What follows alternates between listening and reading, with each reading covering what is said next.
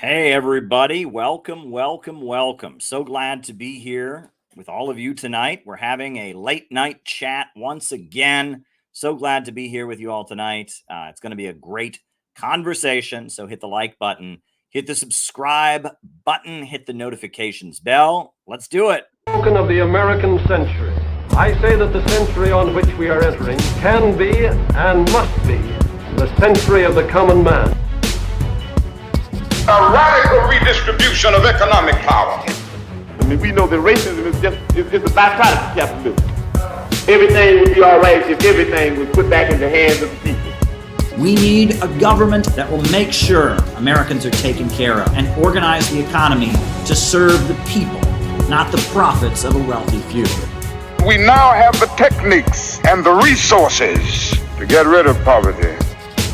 We got to start getting out there with the people. Get out of the movement and get to the masses. We need a government of action.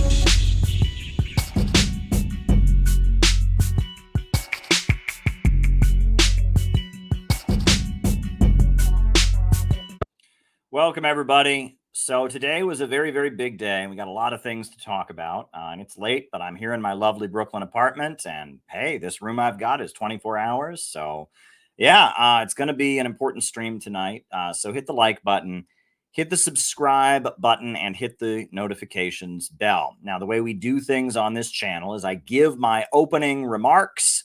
That's what I want to talk about, usually themed around current events and thoughts on politics and ideology and things like that.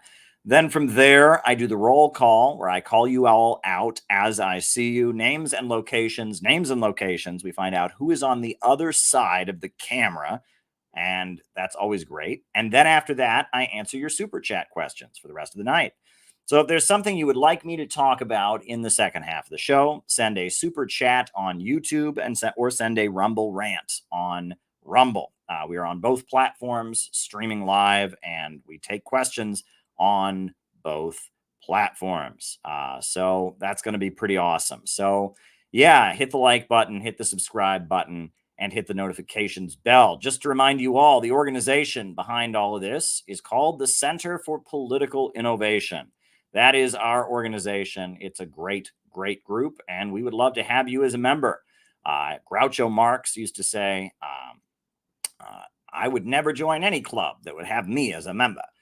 Well, we are a club that would have you as a member. So as long as you're not Groucho Marx, we'd be happy to have you as a member. And it's great. We're doing stuff around the country. We are an educational project, a socialist education project. Just recently, we were listed by Influence Watch. I don't know if you saw that, the right wing, right wing, the anti-Russia, anti-China website Influence Watch wrote a page on us today. So we're listed as an anti-imperialist, think tank. We've gotten acknowledgement from Influence Watch. So there you go. But yeah, we're a great organization, and we'd love to have you as a member. Now, coming up in Los Angeles, the 28th through the 30th, there's going to be the Peace Cup, which is a very, very important event. LA Galaxy soccer team is hosting the Peace Cup this year, and it's going to be devoted to peaceful reunification of the Korean Peninsula, unity and reconciliation between North and South Korea. This is Peace Cup 2024, which will be in Los Angeles, but they are setting the stage because their goal is to have Peace Cup 2025 in Pyongyang, which is quite a goal to make because right now you can't travel there. The State Department has banned, travel to North Korea, but they think it can happen. And right now things on the Korean Peninsula are really not good. But the folks at Peace Cup are determined that they want to have Peace Cup 2025 in Pyongyang. So that makes Peace Cup 2024 that's happening at the end of the month in Los Angeles, hosted by the LA Galaxy soccer team. Very, very important. So check out the Peace Cup. I'm hoping that I'll be there. I'm trying to figure out the details of my travel. I was just out in LA for a great event with the folks at LA Family Church to talk about peaceful reunification of Korea. And I'm hoping I'll be out there again for the Peace Cup. So yeah, that's very, very important. Hope to see you all at the Peace Cup 2024 in Los Angeles. So as I said before, Quick reminder, this stream is first my opening remarks, then the roll call where I call you all out as I see you, and then after that, I'm answering your questions. So send me some good questions, YouTube, Super Chats, or Rumble Rants for the second half of the show. That's the way we do things. So I'm going to jump right into it. Big news today. The Russian president, he offered a peace deal for Ukraine. He set the terms through which dialogue between Ukraine and Russia to end the conflict and a ceasefire could be established. He basically said they would create an immediate ceasefire if Ukraine withdraws its forces from the new republics of Russia, right? Donetsk, Lugansk, the new republics that have joined Russia. If Ukraine withdraws its forces and agrees to not be part of NATO, but to maintain a neutral status, they will declare a ceasefire and move toward a treaty to recognize each other and end hostility and war between the two countries. Now, that's a big offer from the Russian president, and it's very exciting. And I really hope that Ukraine can take the deal. Right now, there is a Ukraine peace conference happening in Switzerland that Russia hasn't been invited to. And I think that's why, the Ukraine peace conference happening right now in Switzerland is completely ridiculous because there's two countries involved in the war, Ukraine and Russia. So if you have a peace conference and you don't invite one of the countries that's involved in the war, I mean, it's not really a peace conference. But Russia took this opportunity as the peace conference is happening in Switzerland, as the BRICS summit is happening elsewhere. They took this opportunity to make their peace deal, and the Russian president spoke about it at length. So we're gonna react to the things that were said by Russian President Putin, as well as the comments from Russian Foreign Minister Sergei Lavrov. We're going to react to what they said. We're going to go by it bit by bit. We're going to just kind of do highlights from the proposed peace deal to end the war in Ukraine. So yeah, let's just go by it bit by bit. Now, the Russian president spoke about a number of different issues, not just Ukraine when he spoke. But yeah, here we go. A universal association which promotes trust-based dialogue, sovereign equality of its participants, and mutual respect. As part of Russia's chairmanship, we will do everything to make sure that the new BRICS participants join our work in an organic manner. I ask the Foreign Ministry to keep this dialogue going so that in October, at the Kazan summit, we have meaningful agreements that will further promote our political, economic, financial, scientific, cultural, sports, and humanitarian cooperation. I believe that BRICS has the potential to serve as one of the cornerstones of the multilateral world order. Now, he's talking about the BRICS, which is this new economic union that's been formed. It's Brazil, Russia, India, China, South Africa. And those countries are talking about having their own currency, setting up their own SWIFT system for bank transactions. And Russia is very excited about it. And Russia is going to be leading the BRICS. There's like a rotating position of chairmanship of the BRICS. Russia is leading the BRICS right now. And they're very excited about it. And the United States can't stand the BRICS because its countries trading with each other without them as the global middleman, right? When we talk about imperialism, the highest stage of capitalism, the domination of the global economy by Western bankers. And we also talk about Atlanticism or thalassocracy, the British Empire model of global trade. It's all about being the global middleman. Nobody gets to trade except through you, right? All the transactions go through your banks. All the shipping goes through trade routes that you control, right? You're the global middleman in trade. And BRICS is saying, no, we can, Brazil, Russia, India, China, South Africa, and a number of other countries that have now joined the BRICS. They can trade without the United States. And when Russia talks about multipolarism and multilateralism, they're talking about the idea that the world should be centered around the Western European countries and the United States, that it should be centered around the so-called collective West. That is not correct, right? The East is rising. Africa is rising. South America is rising, and there's no reason that the world should be really centered around the West. I mean, the West is obviously a center of power, right? European civilization is very important. The United States is very important, but so is China, and so is Russia, so is Japan, so is the African countries, right? So is Iran, so is the Middle East, so is, and the idea of the world being unilateral, unipolar, centered around one region, that's not correct. And that the BRICS is laying out an alternative. And of course, the imperialists can't stand the BRICS. Now, the BRICS is a little bit different than some of these other blocs that existed. Now, during the Cold War, you had the Western capitalist economy, which was centered around the International Monetary Fund, the World Bank, the World Trade Organization, the institutions that came out of the Bretton Woods Conference. That was the SWIFT system, et cetera. And then in opposition to it, you had what was called Comecon, or the communist economy. That was the communist bloc of countries. And, the communist bloc of countries were countries that had a shared ideology of Marxism, Leninism. They were opposed to Western capitalism, and they were a separate economic bloc. Now, the world has obviously changed. And at this point, we don't have blocks, right? At this point, there is not, two clear blocks of countries that won't trade. You're either trading with one or you're trading with the other. It's not like that at this point. However, you do have entities like the Belt and Road Initiative of China and the Asian Infrastructure Investment Bank, which is China loaning loaning money to developing countries to build infrastructure. It's countries working with China. And then you also have in centered around Russia, you have something called the Eurasian Economic Union. You have the Bolivarian Alternative of Latin America, the ALBA Bank in South America. You have the Shanghai Cooperation Organization out of China. In the Middle East, you have something called the Axis of Resistance, and that's Iran and Hezbollah in Lebanon and the Syrian Arab Republic and the Houthis in Yemen.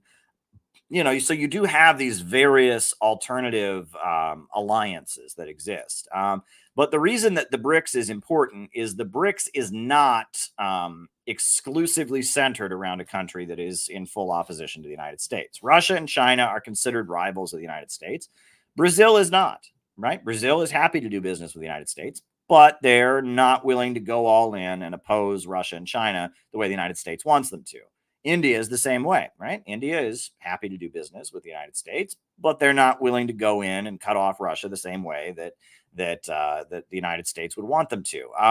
And the BRICS contains a number of countries that are somewhat neutral. Now, one of the rules of the BRICS is that you can't have sanctions on any other BRICS country if you're going to be part of the BRICS.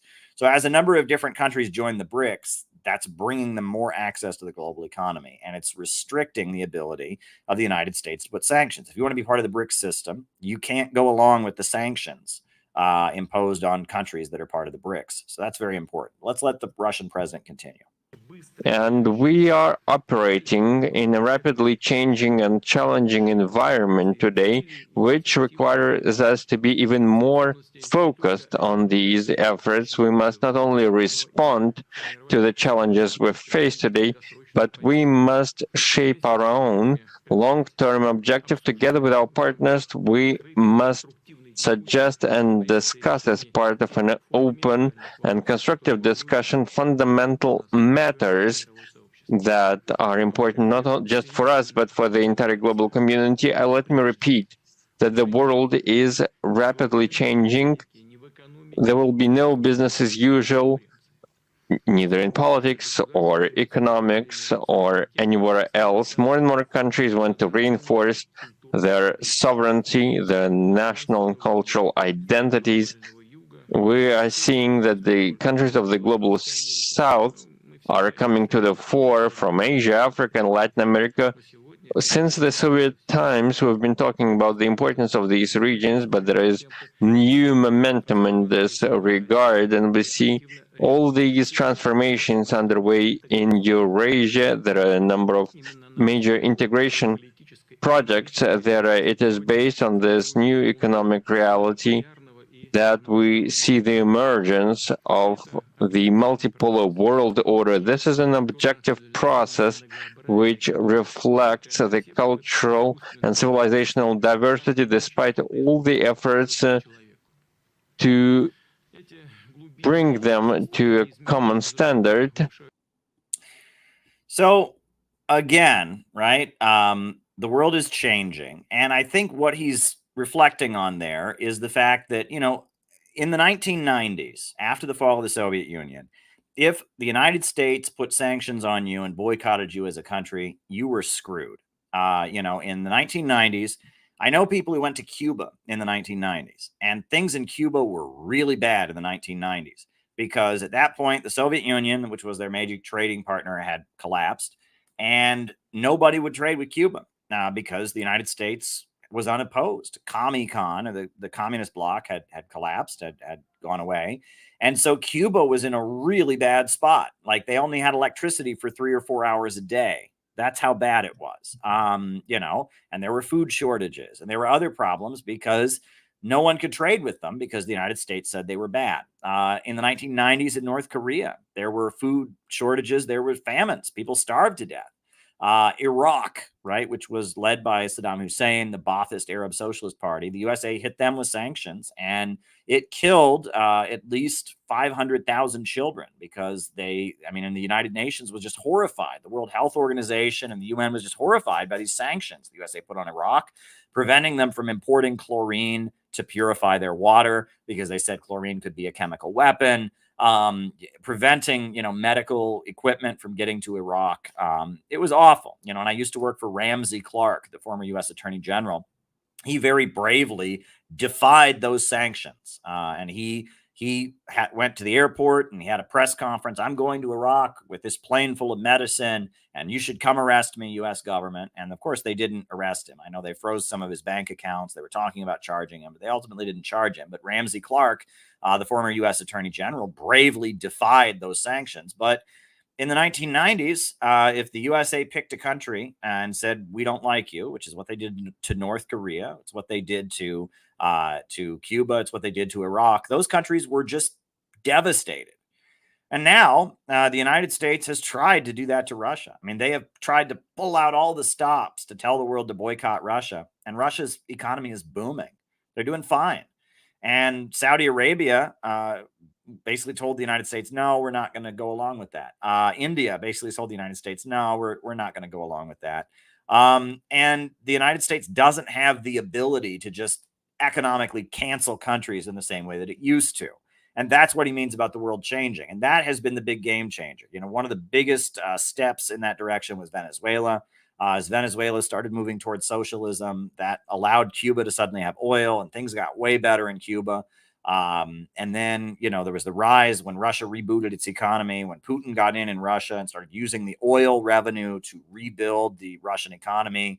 And, you know, Russia's farming sector now is just huge, thanks to the Russian president, because he's used oil money to just rebuild. And now Russia is having the biggest harvests in their history, right? Russia is having some of the biggest crop outputs of any country in the world. And that's because of the rebooting of their economy, because the Russian president used that oil money to rebuild the agricultural sector. China has asserted its independence in ways that it certainly wasn't doing during the 1990s. And there's this whole other global economy now. So that's what he means. But we'll keep going. We're going to talk mainly about the Ukraine part, right? So he was talking about BRICS because the BRICS summit is happening right now. But let's continue with the Russian president's remarks. They're the same continent. And in one way or another, we will need to coexist and work together. Of course, today's relations with the EU and a number of other European countries have deteriorated. And as I've said many times, this is not our fault. The anti-Russia propaganda campaign involving various senior European officials suggests that Russia wants to attack Europe, as I've said many times. And I don't have to say it once again in this audience. Everyone understands that this is nonsense. Yeah, this notion that this is the line that Joe Biden and Macron in France and the British leader, and this idea that Russia, we have to keep the war in Ukraine going, because if not, Russia is going to use Ukraine as a launching pad. They're going to take all of Ukraine, which they don't want to do, and then they're going to invade Europe and they're going to take over Europe. This is the stupidest thing ever. Why would Russia do that? How would Russia benefit from that, right? Having a straight up war with the NATO countries. They've been going out of their way to not do that, right? I mean, the whole reason, one of the main reasons that the war in Ukraine is happening is because they don't want NATO closer to them. So why would they march closer to NATO, right? They want there to be a neutral buffer zone. Ukraine used to be neutral, right? It had Viktor Yanukovych, who was the president, who was not for Russia, and he wasn't for the EU. And then he was overthrown. The USA backed this very violent extremist movement to bring down the Ukrainian government and put in a fanatically anti-Russian government. And then the people in the eastern regions who like Russia, they declared independence, and then the bombing campaign started, and the Ukrainian government started bombing the people of Donetsk and Lugansk, and Russia facilitated this agreement called the Minsk Agreement that was supposed to bring the people in the eastern regions of Ukraine back into Ukraine. And the UN Security Council approved it, and it was understood that the eastern regions, the Donbass, would transition back into Ukraine, but it didn't happen. They never implemented the Minsk agreements. Zelensky got elected president of Ukraine on a platform that he would implement the Minsk agreements, but then he got into office and he realized Ukraine is not really a sovereign country, and because of that, the situation led to where it is now. And again, Ukraine has been bombing and killing people in the eastern regions, the new republics that have joined with Russia. It's been killing them for 8 years straight. This is the monument to all the children that have died in the region. I mean, this is called the Alley of Angels, and they don't want you to know about this, right? They've gotten rid of the Wikipedia page for it, and they don't want you to know about all the people in Donbass, 16,000 of them who've been killed. And finally, yes, because Ukraine wouldn't respect these people's rights, because it wouldn't let them reintegrate back into Ukraine, it wouldn't follow their own peace deal. At that point, Russia had to move in to protect them. And also, Ukraine was talking about joining NATO. And Russia's like, no, we're not going to have NATO right on our border. It's just not going to happen. NATO was not supposed to move an inch eastward, is what the promise was made to Russia at the time of the fall of the Soviet Union, at the time that Germany reunified. And NATO has been getting closer and closer to Russia's borders. So the idea that Russia just wants to march into Europe and take over all of Europe is like one of the most ridiculous claims. And it's a claim they're using to keep this war going, to keep people dying on the battlefield. So I just want to get that out of the way, but let him continue. And in this regard, I would like to say that the main threat for Europeans is their total dependence on the United States in all regards, in information, politics, economics, and security. So that is so true.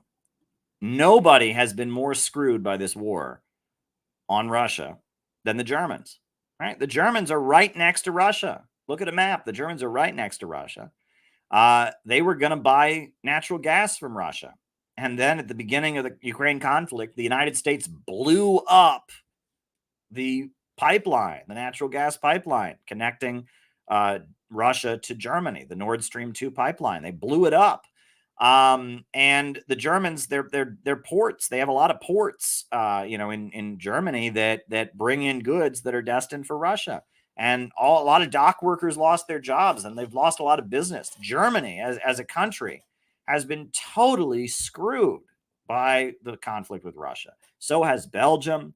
So has Luxembourg. There's many European countries that have just been, they've lost out. Russia's right there and could trade with them. But the United States is twisting their arm. Germany has no sovereignty. There's U.S. troops in Germany. Still to this day, U.S. military bases. How long ago was World War II? Hitler's been dead for how many years, and we still got U.S. troops in Germany? Like, why? Right? The Berlin Wall is gone. What is going on here, right? And that these European countries don't have sovereignty, and that's why there was a sweep for right-wing parties, right? The Alternative for Deutschland, the AfD party in Germany, is a conservative political party that says they don't want to align with the United States and they don't like the European Union. In Italy, we've seen the rise of right-wing politics, and far-right politics has become kind of an expression of opposition to Europe basically functioning as a vassal of the United States. And that's the real threat to Europe. It's not Russia going to invade them. It's that they don't have the ability to say no to the United States, and the USA can twist their arms and make them do whatever they want. That's the real threat to Europe's sovereignty. Europe is being sidetracked in its development, and it cannot resolve the issues it faces, including on cultural identity. One gets an impression that the leading European politicians and European officials are afraid of displeasing the United States and are not willing to serve their people. The recent election to the European Parliament have demonstrated this fact. European politicians can cope with all the humiliation they face from the United States, and the United States has been using Europe, forcing Europe to buy its expensive natural gas. It's much more expensive for compare how expensive do you think natural gas all the way from America is compared to natural gas just right over their border from Russia. It's absolutely ridiculous. And for America to blow up their pipeline and then lie to the world about it, I mean, my goodness. Europe, when it buys from the United States, now the United States wants Europe to supply more weapons to Ukraine, and they impose sanctions against economic operators in Europe. There are sanctions. Now they're forcing Europe to supply more weapons to Ukraine and to produce more artillery shells. Who will need these shells once the conflict in Ukraine is over? How will this make Europe safer? I don't know. Yeah, I mean, it's particularly outrageous, but we'll continue with the Russian president.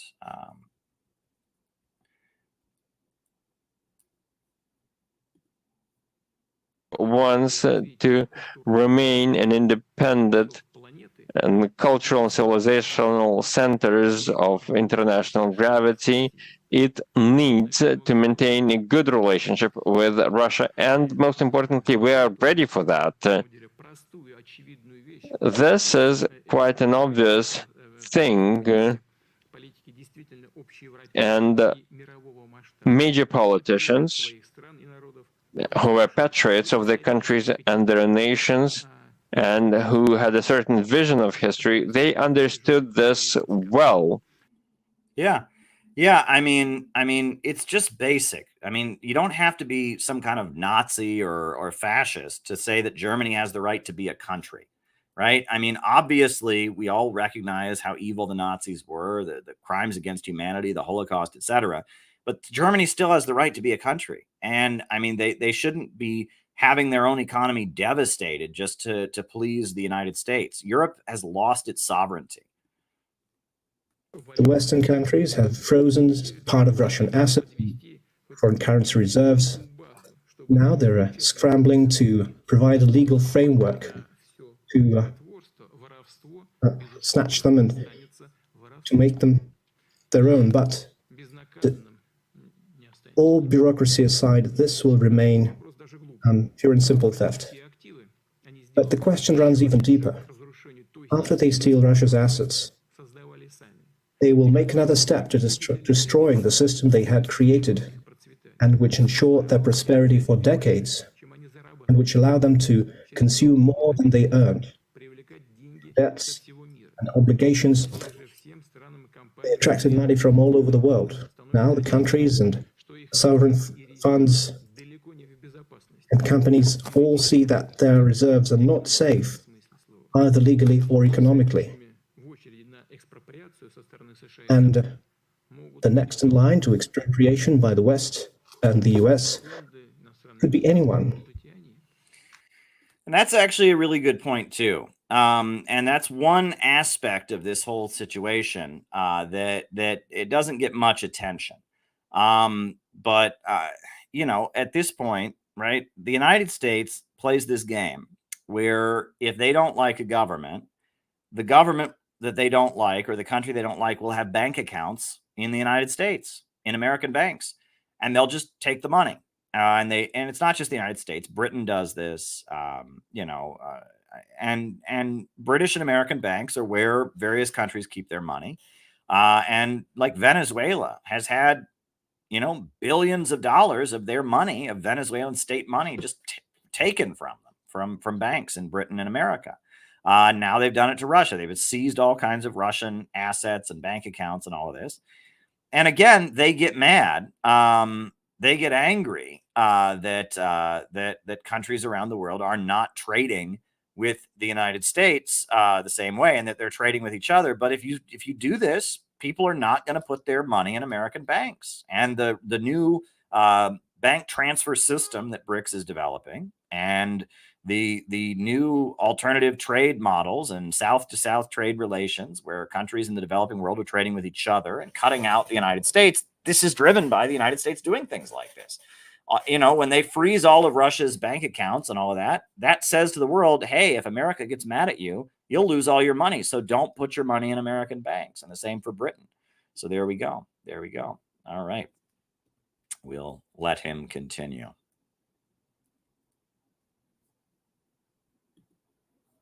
The Western countries have frozen part of Oh, we already did that one. All right. Hold on. Hold on.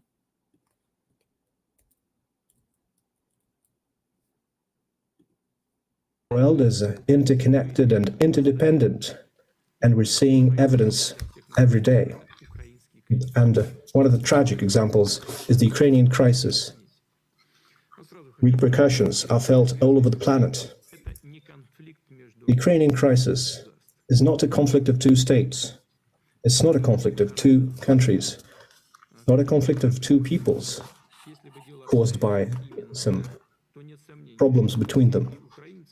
If it were this way, there would be no doubt that Russians and Ukrainians, who share a common culture and history, spiritual values, and familial ties, would have found a way to solve all the problems and all the differences in a peaceful manner. But the situation is different. The root of this conflict does not lie in the bilateral relations between the countries. It is a direct result of the European development of the late 20th and early 21st century. The aggressive, unceremonious, and reckless policies pursued by the West, which it has pursued for years before the special military operation started. And that's an important point to make. When I was in Moscow, in the Moscow subways, they actually have a mural with traditional Ukrainian dancing on the mural. And, I've eaten Ukrainian food before in Moscow, at a Moscow restaurant that served Ukrainian food. That Russian and Ukrainian people, I mean, yes, different nationality, but they are very close to each other. Their languages are very similar. The idea that they would just fight each other over some ethnic thing, that's not the case, right? This is very much a manufactured creation of the West. And Ukrainian nationalism as a movement is really something that goes back to the Nazis, right? Because before the Russian Revolution, they were all part of the Russian Empire. And then they became part of the Soviet Union. And the Soviet Union emphasized the different nationalities. They had a house of nationalities. They arranged for Ukraine to have a written language. They drew borders on Ukraine. They then expanded those borders. The Soviet Union basically played up the idea of a Ukrainian nationality. And then in the 1930s, the Nazis started funding Ukrainian separatists who argued that Ukraine was a nation that had more in common with Western Europe than with the Russians. And there were certain German communities that had migrated to Ukraine at one point, and the Nazis very much played up the idea that the Ukrainians have some beef with the Russians. The Ukrainian nation has been struggling against the Russians, and they found this guy named Stepan Bandera, who they made kind of the poster child for Ukrainian nationalism. And Stepan Bandera was a Nazi collaborator, rounded up Jews to go to the gas chambers, rounded up Polish people to be sent to work camps and tortured. And eventually, the Nazis did jail him for a little while. But Stepan Bandera was a Nazi collaborator. That what we call Ukrainian nationalism is very much a Nazi creation. And they have a whole Nazi division of the Ukrainian military, the Azov Battalion. And just in the last few days, the US government lifted the law that said that the Azov Battalion could not receive direct US funding. And this is what you have to keep in mind. This is not like some eternal fight between Russians and Ukrainians. That's not a thing. Okay. Right. Russians and Ukrainians, separate people, sure. But the idea that they're some, they're just opposed to each other. It's like Israel and Palestine. It's not that at all. It is not that at all. And the rivalry between these two peoples is purely a Western creation. And it is very much Ukraine being used as a proxy force for Western imperialism. The Ukrainian people voted for peace. They voted for Zelensky because he was going to bring the country back together. He was going to implement the Minsk agreement. And that this is not about the sovereignty of Ukraine. This is about Ukraine being used as a proxy by the United States and by the European Union to fight against Russia and to weaken Russia and to antagonize Russia. And Russia waiting and waiting and waiting and negotiating and negotiating and negotiating and doing everything they can to avoid going into Ukraine, and then saying, all right, I guess we have to go into Ukraine. Russian army took part of the Kherson and Zaporozhye regions. Many Western politicians volunteered to act as mediators. One of them was in Moscow on 5th March 2022, and we accepted this mediating effort, and he said that he had the support from the leaders of Germany and France, as well as senior US officials. And during the conversation, our foreign guest asked us, and this is an interesting incident, if you're helping Donbas, he said, why are Russian troops in southern Ukraine, including the Kherson and Zaporozhye regions? And the answer we gave him was that it was the decision of our military planners, and their idea was to bypass the strongholds built by the Ukrainian authorities and to liberate Mariupol. And then our foreign colleague asked this question to make a clarification. He asked whether the Russian troops will remain in Zaporozhye and Kherson regions and what will happen to those regions after the goals of the special military operation are achieved. And the answer given was that I do not rule out Ukrainian sovereignty over those territories, but with the condition that Russia will have a reliable land communications with Crimea. That means that it would have to be willing to guarantee the right of passage through those parts. And that was a very important political decision. Right. And again, the peace deal he's offering here is that if the new republics, are allowed to be with Russia, right, and that the Ukrainian troops leave the new republics, they will have a ceasefire and they'll draw some borders, and there's areas that there are Russian forces in that they would return to Ukraine. Russia's not trying to conquer all of Ukraine, right? That is not their objective here. Their objective is to secure those regions that have faced 8 years of bombing. Their objective is to make sure Ukraine doesn't join NATO and become a host for NATO missiles and a NATO apparatus against Russia. Their objective is to keep Ukraine a neutral place, to protect the people of the eastern regions, and to make sure there's not a threat on their border. That's what they're trying to do. And they're willing to, they talked about these territories that at this point are under control of Russia. They're willing to, to cede those territories. This isn't about expansionism. This isn't about conquest, right? This is about Russia trying to secure itself. These principles are quite straightforward. Ukraine must fully withdraw its troops from the Donetsk and Lugansk People's Republic, from the Kherson and Zaporozhye regions. And let me emphasize that I'm talking about the entire territories of these regions within their administrative borders as they existed under Ukraine.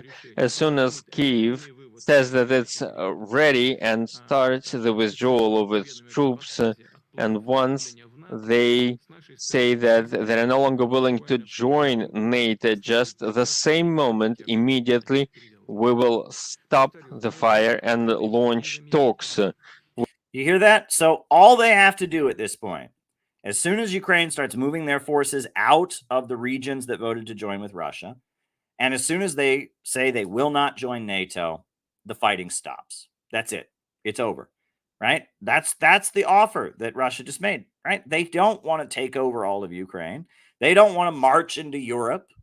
They want this to end, right? And they're saying, look, if you get your forces out, you start to withdraw your forces, and you say that you're not going to join NATO, then we'll negotiate. We'll negotiate. And then he even said before that he was willing possibly to have some of these territories, eventually go over to Ukraine as part of a negotiated deal. So this could end the war. Russia is willing to end this conflict right now, immediately, right? Have a ceasefire and then sign a treaty. Do this immediately. Let me repeat this. At the same time, we guarantee that Ukraine will be able to withdraw its troops safely. These decisions on the withdrawal of troops They're not and going the to shoot the troops in the back as they're leaving. They're guaranteeing they'll be able to leave safely. non-aligned status and the dialogue with Russia, which will define Ukraine's future, we believe that these decisions must be taken by Kyiv independently, guided by the genuine interests, national interests of the Ukrainian people, without getting instructions from the West. We can doubt that this is possible. Right. And he's basically pointing out that, Ukraine is not really a sovereign country that can just make decisions on its own, right? It's really the Western countries that tell them what to do.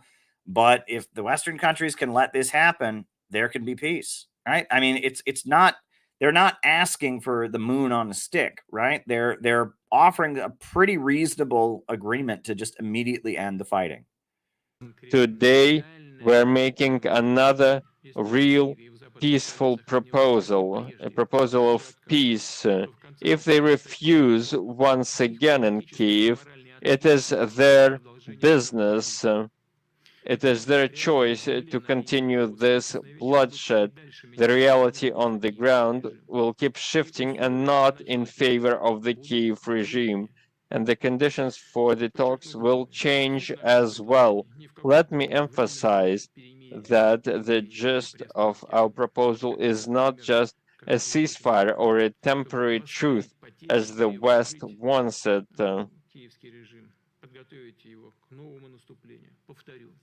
They want to rearm the Kyiv regime. This is not about transforming this into a frozen conflict. We want to put an end to this conflict. Once again, I would like to say that as soon as Kyiv agrees to this turn of events as we propose it today, as soon as they agree to withdraw the troops from the Zaporozhye and Kherson regions and the People's Republic, we are ready to launch these talks without any delay. Yeah. I mean, they're ready to end the conflict. They are ready to just move in and end this. They are ready to end this. Today, we're making another. Yeah, so that's what we just watched. So that's where we're at, right? I mean, Russia is offering a very good deal here. They're offering a situation where the fighting ends, and if this deal is not taken, it's going to get worse. And that's basically what Russia said. Like they're offering a very good deal here, end the fighting, and they're doing it strategically. And also, I think it's really important that this happens before the elections, because if Trump is back in office, it'll be much harder for Donald Trump to end this conflict, right? Because Donald Trump is being accused of being a Russian agent, right? He works for Putin, right? So, I mean, when Richard Nixon went and met with Mao, he talked about how only he could do it because any Democrat who'd gone and met with Mao and tried to have peace with China would have been called a communist agent.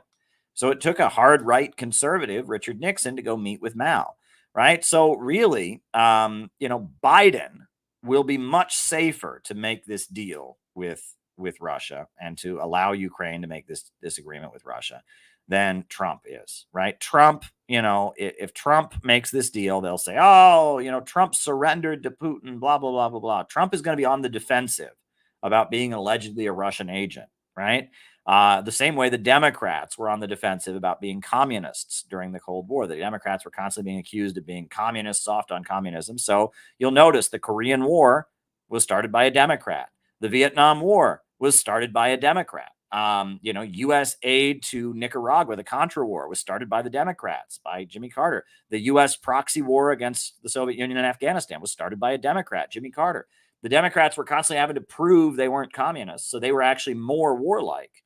Whereas Richard Nixon, he's the guy who ended the Vietnam War. If any Democrat had pulled out, they would have said, oh, you're surrendering to the commies, but Nixon could do it. Richard Nixon went and met with Mao and made friends with Mao in China. Again, if any Democrat had done that, they'd said, oh, you're soft on the commies, right? So Biden is actually much safer to let this peace deal go through than Trump will be. Now, that's not to say Trump won't just do it, right? Because, Trump, sometimes Trump, he likes to be seen as a peacemaker, and they're going to call him a Putin agent no matter what. And, Trump has got a bold personality, non-conforming, whatever. So maybe Trump would do it anyway. But I feel like Biden will have less of a political consequence for doing this. So let's show Lavrov, just a couple of Lavrov's comments, and then we'll go from there. No, we don't ask the West to trust us. Trust is not something which is illustrating the Western positions, the Western actions, and today there were many examples. I don't want to recite those failures to deliver on the promises, those failure to deliver on the legal obligations. Frankly, I don't care whether the West trusts us or not. The West must understand the real situation. They don't understand anything except real politics. Let them go to the people. You are democracies, right? Ask the people what the West should do in response to the Putin's proposals. Yeah, the whole world wants this war in Ukraine to end, right? If there are really democracies in the Western capitalist countries, they would immediately take this deal, right? The whole world wants this conflict to end. Now, what he says about it's not a matter of trust, right? Because look, Russia was promised NATO wouldn't move eastward, and they did. Right. Russia was promised, a lot of the Russian communist leaders thought that Russia would be allowed to become a social democratic welfare state after the fall of the Soviet Union. They were convinced that's what Gorbachev said. He said, let's become a social democratic welfare state, universal human values. And after the fall of the Soviet Union, the United States went in there and wrecked the place. Yeltsin was a puppet of the United States, and they economically demolished the place. Gorbachev and the reformist sellout wing of the Soviet Communist Party was convinced that they'd be able to make Russia into Norway or Sweden. They would become a liberal, social democratic country with guaranteed jobs and guaranteed health care. And that is not what happened. And it was promised NATO wouldn't move an inch eastward, and NATO did move eastward. And then there was the Minsk Agreement, and the UN Security Council approved the Minsk Agreement in Ukraine, that after the 2014 coup and after the eastern regions declared independence, that Ukraine signed an agreement that they were going to bring along this process of reintegrating the eastern regions. And it turns out now they admit that was just to buy time to prepare for provoking Russia into an all-out conflict. And the CIA was there on the ground training armed groups, preparing for a long-term war against Russia the whole time. They had no illusion of ever following the Minsk Agreement. And there's many examples of this. And it's not just, in regards to Russia, right? Look at the Iran nuclear deal. How did that work out for Iran? Look at Gaddafi. Gaddafi was getting all nice with Obama, and U.S. relations with Libya were getting closer. And then look what happened to Gaddafi. There's many examples of the United States not keeping its word, et cetera.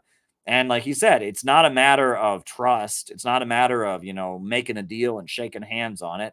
It's a matter of getting the United States into a situation where U.S. leaders recognize that it's in their interest ultimately to end the fighting. And I will say this, even if this peace deal doesn't go through, this is very strategic on Russia's part, because they are telling the whole world, look, we'll end this here. And there's a number of countries that can say, look, take the deal. Brazil can say that. Brazil's not on Russia's side, but they're not on Ukraine's side either, right? And they can say, take the deal. India can say, take the deal, right? Many countries can say, take the deal, right? And if the deal is not taken, then they're going to have to go, okay, so this could have ended, and that this is very, at the very least, many of the countries that are kind of on the fence are going to see this and go, okay. And they're going to be further alienated from the United States, and they're going to be further more trusting of Russia. This was very strategic.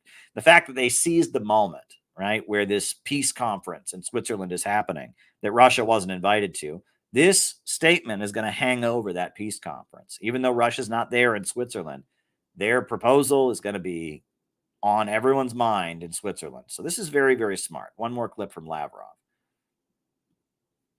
We don't ask the West to trust us. Oh, we already showed that one. All right. We'll do the other clip from Lavrov. Do we have another one? All right. Okay.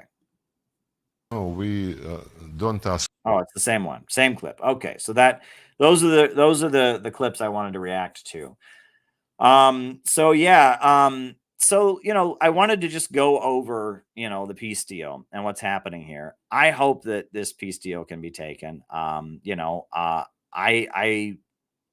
skeptical about it, as I'm sure most of you are. I mean, most of us don't expect the United States to take the deal, but this is the easy out. And you saw the European Union elections and all of that. This is the easy out for Ukraine. This is the easy out for the United States.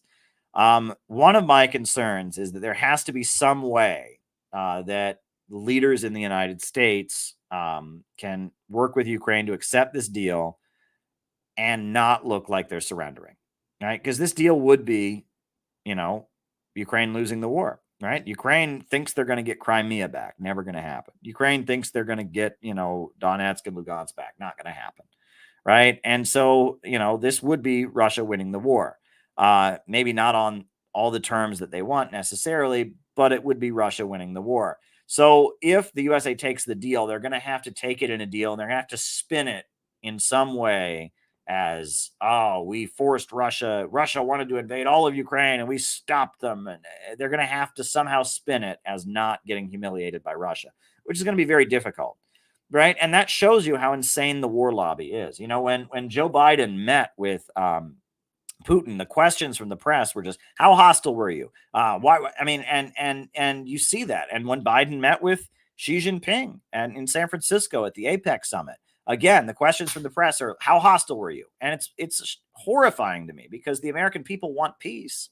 Poll after poll after poll shows the American people are tired of these foreign wars, but yet the media just jumps on any politician who's not warmongering enough, not hostile enough. And that is just, it infuriates me to see when the American people want peace overwhelmingly. The American people are tired of all these wars. We have a government that is just, not a government, but like a mainstream media that's like, its job is to like harass and threaten politicians and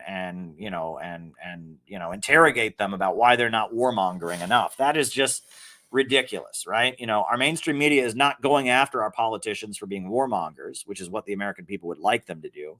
It's going after our politicians for not being warmongering enough. I mean, it's pretty infuriating to see the way the mainstream press is basically just the war lobby, right? Go to war with Russia, go to war with China, or else we'll humiliate you, or else we'll accuse you of being soft. I mean, that's basically what U.S. mainstream media has turned into.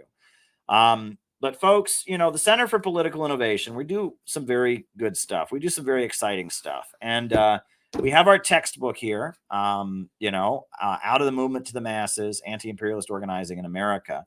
And I saw in the chat, David Fox is organizing a study group of our new textbook. He's organizing a study group of it in Australia. So if you want to get involved in that, send me an email and I'll pass your information on to David Fox. My email is just my first name and last name, calebmaupin@gmail.com, calebmaupin@gmail.com. And you can I'll pass it on. And I thought for the remainder of my opening remarks here tonight, I would just read some of the new textbook, right? Because I'm really proud of this thing, honestly, right? This textbook is you will learn so much from this, so much source material from original writers, original people, And I also wrote a very thorough history of the anti-imperialist movement in America. So I'm just going to read it to you. I'm going to start reading chapter 1, and we'll probably read the first few pages of the textbook, which kind of give the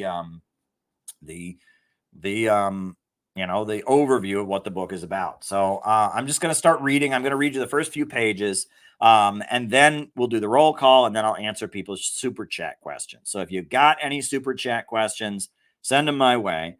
And I'm just going to start reading, from the textbook because I'm really proud of this. This photograph on the cover, March of Vietnam Veterans from 1976. We won't fight another rich man's war. I view that as like the ideal message of an anti-imperialist movement, right? That wars are fought for the bosses and that we need a government that fights for the people and not the wars to serve the profits of the rich. And I talk about that march in here in the chapter on the new communist movement, but I'm just going to start reading to you from the textbook. I'm going to read you the first couple pages.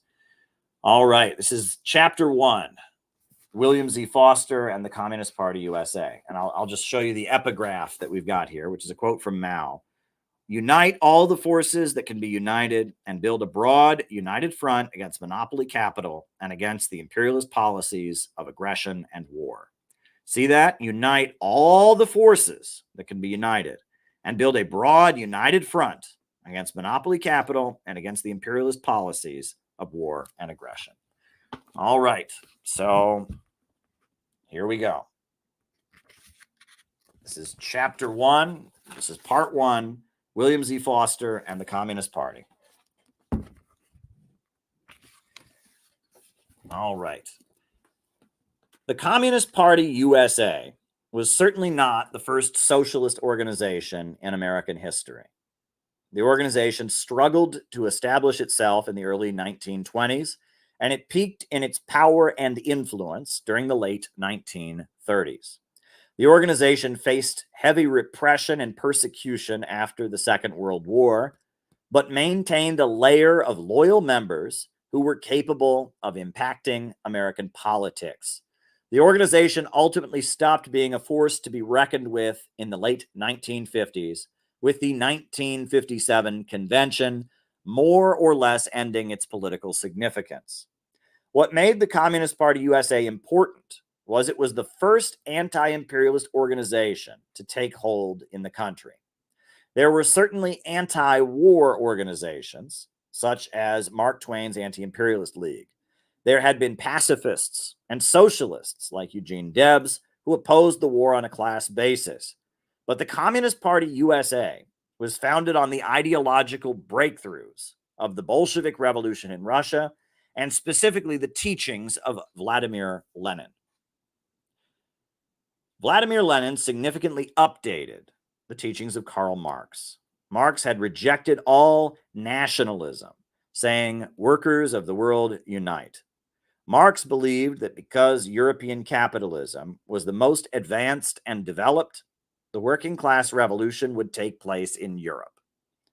Marx envisioned a revolution of industrial workers taking control of the government and using state power to centralize production and institute popular control of industries. Lenin understood that starting in the late 1800s, capitalism had moved toward its monopolistic stage of imperialism. Financial institutions were becoming dominant, with industries subservient to them, and an international financial oligarchy emerged to replace the captains of industry, who had previously had the upper hand. Instead of exporting commodities, the Western countries were engaged in the export of capital, with the corporations themselves spreading their tentacles across the planet, holding back development and carving out spheres of influence, sections of the planet for themselves as sources of raw material. This was all explained in his book, Imperialism, the Highest Stage of Capitalism, in 1916 and published the following year. In the era of imperialism, many working class people in the Western countries were being bought off. A layer of higher paid skilled workers was cultivated in the homeland, the aristocracy of labor. Their loyalty to empire was purchased with temporary privileges. Meanwhile, the revolutionary energy was shifting to the colonized world, where entire nations were fighting to be free from the economic domination of the Western colonizers. In the colonized world, the working class could position itself at the center of struggles for national liberation to free entire countries from the domination of the global system of imperialism. The revolutionary energy was shifting from the West to the East. Lenin argued that imperialism was causing a split in the global socialist movement. Many of the socialist and Marxist parties were dominated by the labor aristocrats who benefited from imperialism. And as a result, their revolutionary edge was slipping away. The way the various parties ended up sending workers off to die in the First World War was confirmation to Lenin that the socialist movement of the West was no longer revolutionary. Lenin said it was necessary to break with these organizations dominated by the high-paid skilled workers who benefited from imperialist crumbs, and instead go lower and deeper to the real masses of more impoverished workers to build a genuinely revolutionary organization. After Lenin's death, Soviet leader Joseph Stalin coined the term Marxism-Leninism to describe the ideology of the Communist International, a network of political parties around the world that followed Lenin's teachings about building a movement against imperialism. Marxism-Leninism is an ideology centered around defeating imperialism and mobilizing struggles for national liberation led by the working class to break countries free and enable them to industrialize with a planned socialist economy. The ultimate goal is to eventually move all of humanity toward a state of vast abundance so that all poverty, inequality, and the need for a state itself can fade away. This vision of a world free from scarcity and the need for coercion is called the higher stage of communism. With the understanding that defeating imperialism was the focus, shortly after taking power, the Bolsheviks convened the Congress of the Peoples of the East in Baku to unify all who were fighting against the Western colonial powers. Lenin offered military support to the Emir of Afghanistan, a very traditionalist and right-wing monarch who was battling the British for control of his homeland. Stalin explained the struggle that the Emir of Afghanistan is waging for the independence of Afghanistan is objectively a revolutionary struggle, despite the monarchist views of the Emir and his associates, for it weakens, disintegrates, and undermines imperialism.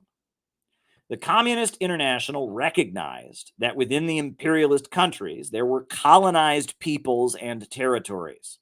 The Communist International argued that the Black Belt region of the U.S. South, where African Americans were concentrated, was a colonized territory within U.S. borders, as the wealth created by the crops of the highly fertile soil was extracted to make profits for big corporations, and the Black people of this rural region lived in extreme poverty.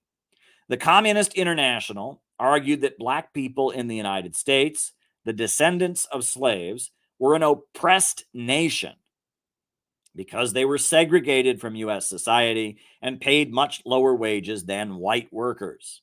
On that basis, the Communist International called for self-determination for the Black Belt, arguing that Black people should have the right to establish a separate country in the Black Belt region of the South. Though the Soviet Union is gone, and the majority of the forces around the world opposing the imperialists have more or less strayed from standard Marxist-Leninist thinking, the nature of imperialism and anti-imperialism has not changed. Imperialism, the system Lenin accurately described as decadent, moribund capitalism, is still the prevailing system in the world. The primary contradiction in the world today is the struggle between this system and the forces fighting to liberate the world from it. Marxism-Leninism laid the basis for Russia and China industrializing, for the Cuban Revolution, for the wave of national liberation struggles that laid the ground for the emerging alternative economy in the world today.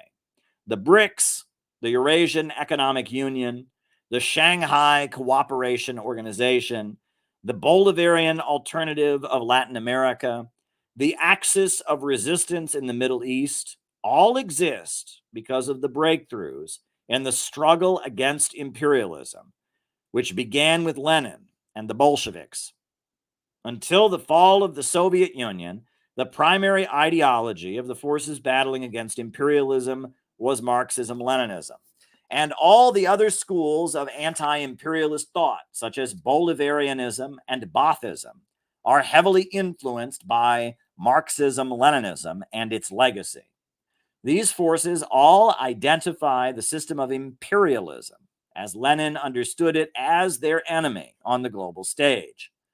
Marxism-Leninism laid the foundation on which the new world is emerging and on which the modern anti-imperialist forces have all emerged.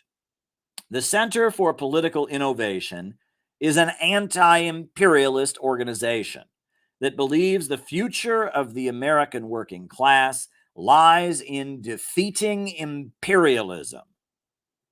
We believe the working class of the United States should align with the nations of the world struggling against imperialism and create a bloc here within U.S. borders that aims to break the country out of the imperialist system.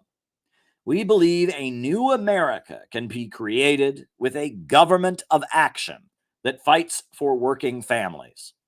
Such a government, brought to power by a mass movement of the people, could break the power of the big banks and monopolies and restructure U.S. society to be one where the economy flourishes in alliance with the new global order centered around Russia and China and the anti-imperialist states. The working class has the most to gain from such a struggle, but it must sit at the center of an anti-monopoly coalition of all the forces that want prosperity and reject the schemes of the imperialists to save the dying system with war and a low-wage police state. With this understanding, the history of the Communist Party is extremely important for us to study. The Communist Party USA was the first anti-imperialist organization in American history. It was the first organization based on this understanding of the world. The understanding that imperialism and the struggle against imperialism is the defining question of our epoch.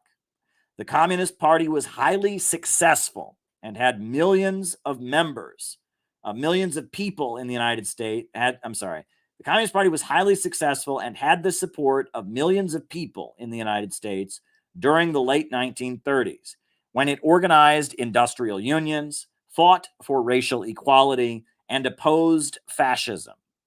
The person whose leadership more or less defined the Communist Party USA from its inception to its collapse into irrelevance was William Z. Foster. And that is how the first chapter of the book begins. That's the introduction to the first chapter. And from there, I tell the story of the life of William Z. Foster, the founding and establishment of the Communist Party. I talk about his organizing of steel workers and meat packers. I talk about McCarthyism, the Great Steel Strike, the unemployment councils that they built. I talk about a lot of very important struggles, his presidential campaigns, right? Election campaign poster, equal rights for Black people.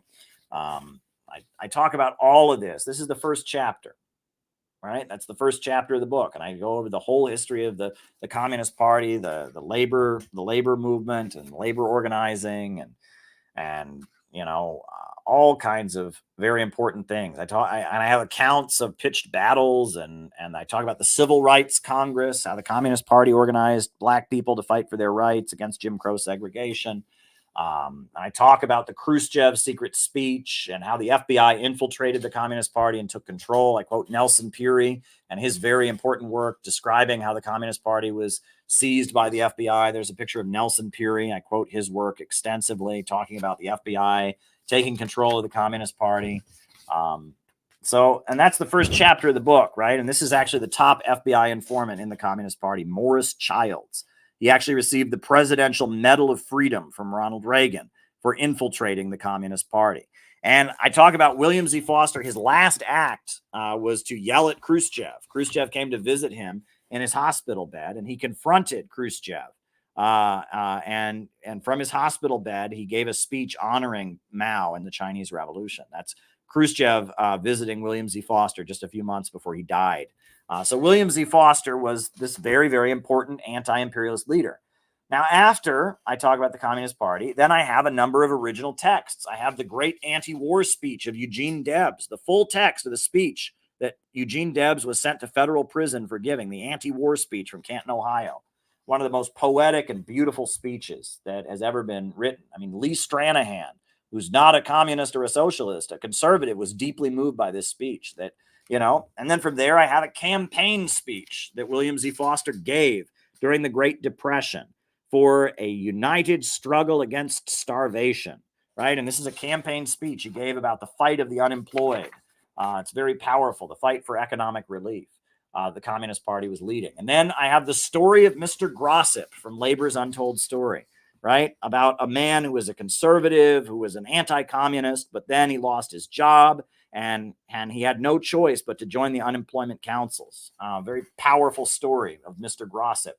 And from there, we have the story of Jim. And this is Angelo Herndon, a black communist organizer in the South, recruited a racist white worker to change their views and join the unemployed struggles and join the Communist Party. And I have this story that, from Angelo Herndon about his effort and how he won white workers away from racism by unifying them. And then I have the text of a pamphlet by Elizabeth Gurley Flynn called Meet the Communists. And it's Elizabeth Gurley Flynn's pamphlet that she wrote after World War II, talking about why the communists were the anti-fascists and what the Communist Party stood for, etc. So that's just the first chapter, right? That first chapter will tell you so much about the Communist Party. And then from there, the next section, part 2, is on Sam Marcy and the global class war tendency.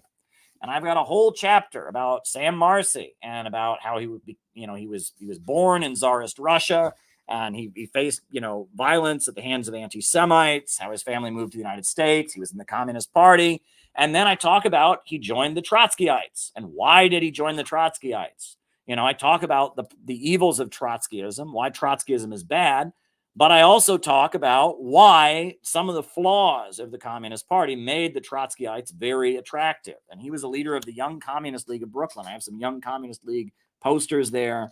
And I talk about the history of Trotskyism and Stalin and what was behind the Stalin-Trotsky split. I mean, I have a section here called Stalin's Continental Shift. And I talk about how the Communist Party, after Trotskyism was repudiated, they moved their headquarters from New York City to Chicago, and how it was really about Atlanticism versus Eurasianism, and how there was a geopolitical difference underlying the division between Stalin and Trotsky. Trotsky was a sea-based socialist. He was a global socialist, a globalist, whereas Stalin was a land-based socialist. He was a Eurasianist or a continental socialist, right? And this is what we can look on, that the communist bloc of the world was very much an expression of the peoples of the land or the civilizations of the land, China, Russia, etc. Whereas Western capitalism is very much an expression, imperialism is very much an expression of the empires of the sea. And Trotskyism was an attempt to integrate Marxism with the empires of the sea, right? And with globalism and with the free trade system, right? And that gradually, Karl Marx was like that too, right? Karl Marx studied in the British Museum, but Marxism gradually left Europe and became an expression of the Eastern civilizations of the land, the Eurasians, right? I talk about the geopolitical roots of the Stalin-Trotsky divide. That's analysis you're not going to find anywhere else. I have cartoons from the Daily Worker making fun of Trotskyism, right? And some original cartoons that mock Trotskyism that I think are really important. I talk about the neocons and how the neoconservatives originated as the New York City clique of Trotskyists. I talk about Irving Kristol and how Sam Marcy was persecuted by the neocons because the neocons were Trotskyites who were so anti-Soviet. And I talk about the fights within Trotskyism that came after World War II. And then I talk about the origins of Sam Marcy, right? This is, Sam Marcy. And then I talk about the Mothers Alliance that he formed in Buffalo, New York, to, organize Black women to fight for the rights of their children, to support the civil rights movement. And I talk about how the Buffalo wing of the Communist Party operated. And I talk about all of that, eventually leading to the founding of the Workers' World Party. And I talk about their youth group that they formed, Youth Against War and Fascism, right? We have them here on Wall Street. Big firms get rich, GIs die. I talk about a lot of different activities they did, stop the war against Black America, the American Servicemen's Union of Andy Stapp, how they organized GIs to refuse to fight in Vietnam, and they did huge amounts of anti-war outreach to military bases. And I talk about that. I talk about how they dealt with the fact that the political crisis of the 1960s was falling and deteriorating. The Face to the Masses effort, which was like an attempt to go in like an economist direction after the political crisis of the 60s. And I talk about the origin of the movementism, right, that they took on, how they became more and more liberal over the years. In 1984, they endorsed Jesse Jackson, the Democrat, for president, and they were a big part of the Jesse Jackson campaign. And how the group started really deteriorating in the 90s, how they were not prepared for the fall of the Soviet Union. The fall of the Soviet Union took them by surprise. And they didn't know what to make of it. And the group was really deteriorating into just kind of a liberal protest machine. I talk about that. And then I talk about the origins of the Party for Socialism and Liberation, which is the main, woke communist group in the United States, the liberal anti-working class communist party run by Brian Becker. Who is one of Marcy's lieutenants, who ran anti-war rallies for Sam Marcy, now runs this evil organization called PSL that is really dedicated to smearing and inciting violence against anti-imperialists and trying to keep, people that are attracted to supporting anti-imperialist causes attached to the woke wing of the Democratic Party that is more pro-war than the Republicans are. I talk about all of that, right? And I talk about like the deterioration of Marxism. And then from there, right, I have original text in this chapter. I've got The Danger of Trotskyism by Moishe Olgin, a very, very important text, by a leader of the Communist Party about why Trotskyism is wrong. Very great essay. I have Mao's statement, which he gave supporting the civil rights movement in America, oppose racial discrimination by U.S. imperialism, which the Workers' World Party distributed 20,000 copies of at the I Have a Dream speech of Martin Luther King. I have a speech by Bill Epton, who is a leader of the Progressive Labor Party, who was jailed for putting up posters about police brutality. And they charged him with criminal anarchy. And he went to prison for a year for putting up posters about police brutality. And it's this eloquent speech he gave to the court when he was convicted in New York for his free speech. Reminds you of the Uhuru case now, where they're declaring free speech to somehow be a crime and trying to throw people in prison for it. I have Sam Marcy's speech to the Socialist Scholars Conference that he gave in 1990 as all the communist governments were collapsing. He goes to this kind of conference of all these Trotskyite liberal academics and basically says to them, look, it's one thing to be against Stalinism, but the fall of the Soviet Union is going to hurt working class people. I also included a very poetic letter that Sam Marcy wrote to the workers of Louisiana, urging them not to vote for David Duke when David Duke was running for governor of Louisiana. and the argument he makes where he talks about how affirmative action should never hurt white workers and all of that. So that is chapter 2. Again, huge amount in this textbook. This textbook is massive. There's 5 sections. I've only shown you the first 2. The first 2 could be books of their own, right? Section 3, we've got the new communist movement of the 1970s. And I go over that whole history. I talk about the New Left and the civil rights movement and the free speech movement at Berkeley and the Black Panthers.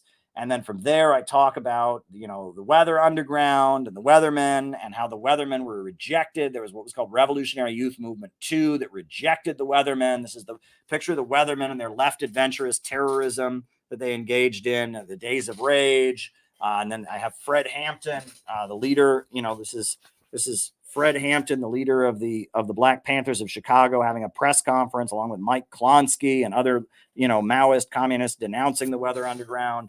I talk about all of that, right? I talk about, the various new communist groups that sprung up throughout the United States that took inspiration from China and wanted to form a new communist party that was aligned with China, I talk about the October League, was one of those groups. I talk about Amiri Baraka formed his own communist organization, the Revolutionary Communist League of Struggle. I talk about Amiri Baraka and his organization.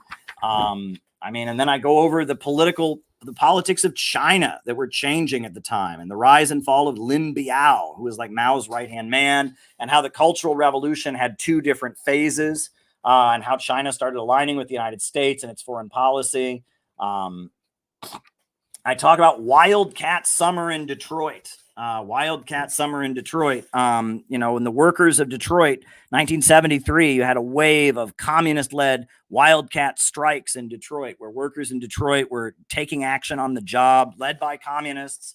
It's a forgotten chapter in American history. They elected a Maoist communist judge, Justin Ravitz, who had Mao's little red book on the stand. I talk about that. And I talk about a lot of different aspects of this. I talk about the different groups and how they disagreed, the Boston busing riot, and how the Weather Underground, the Prairie Fire Organizing Committee, they tried to steer the communist movement in an identity politics direction. There's this guy Clayton Van Lydegraf, a very bizarre figure with intelligence connections, who was kind of running the Weather Underground, and how they deteriorated over the course of the 70s.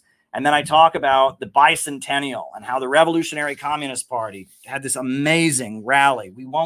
We've carried the rich for 200 years. Let's get them off our backs, right? That's the cover photo. We won't fight another rich man's war. How the Revolutionary Communist Party was kind of hated because they had a mass approach. They were going out of the movement to the masses, trying to win over people. How they built up support in the West Virginia coal fields among the coal miners.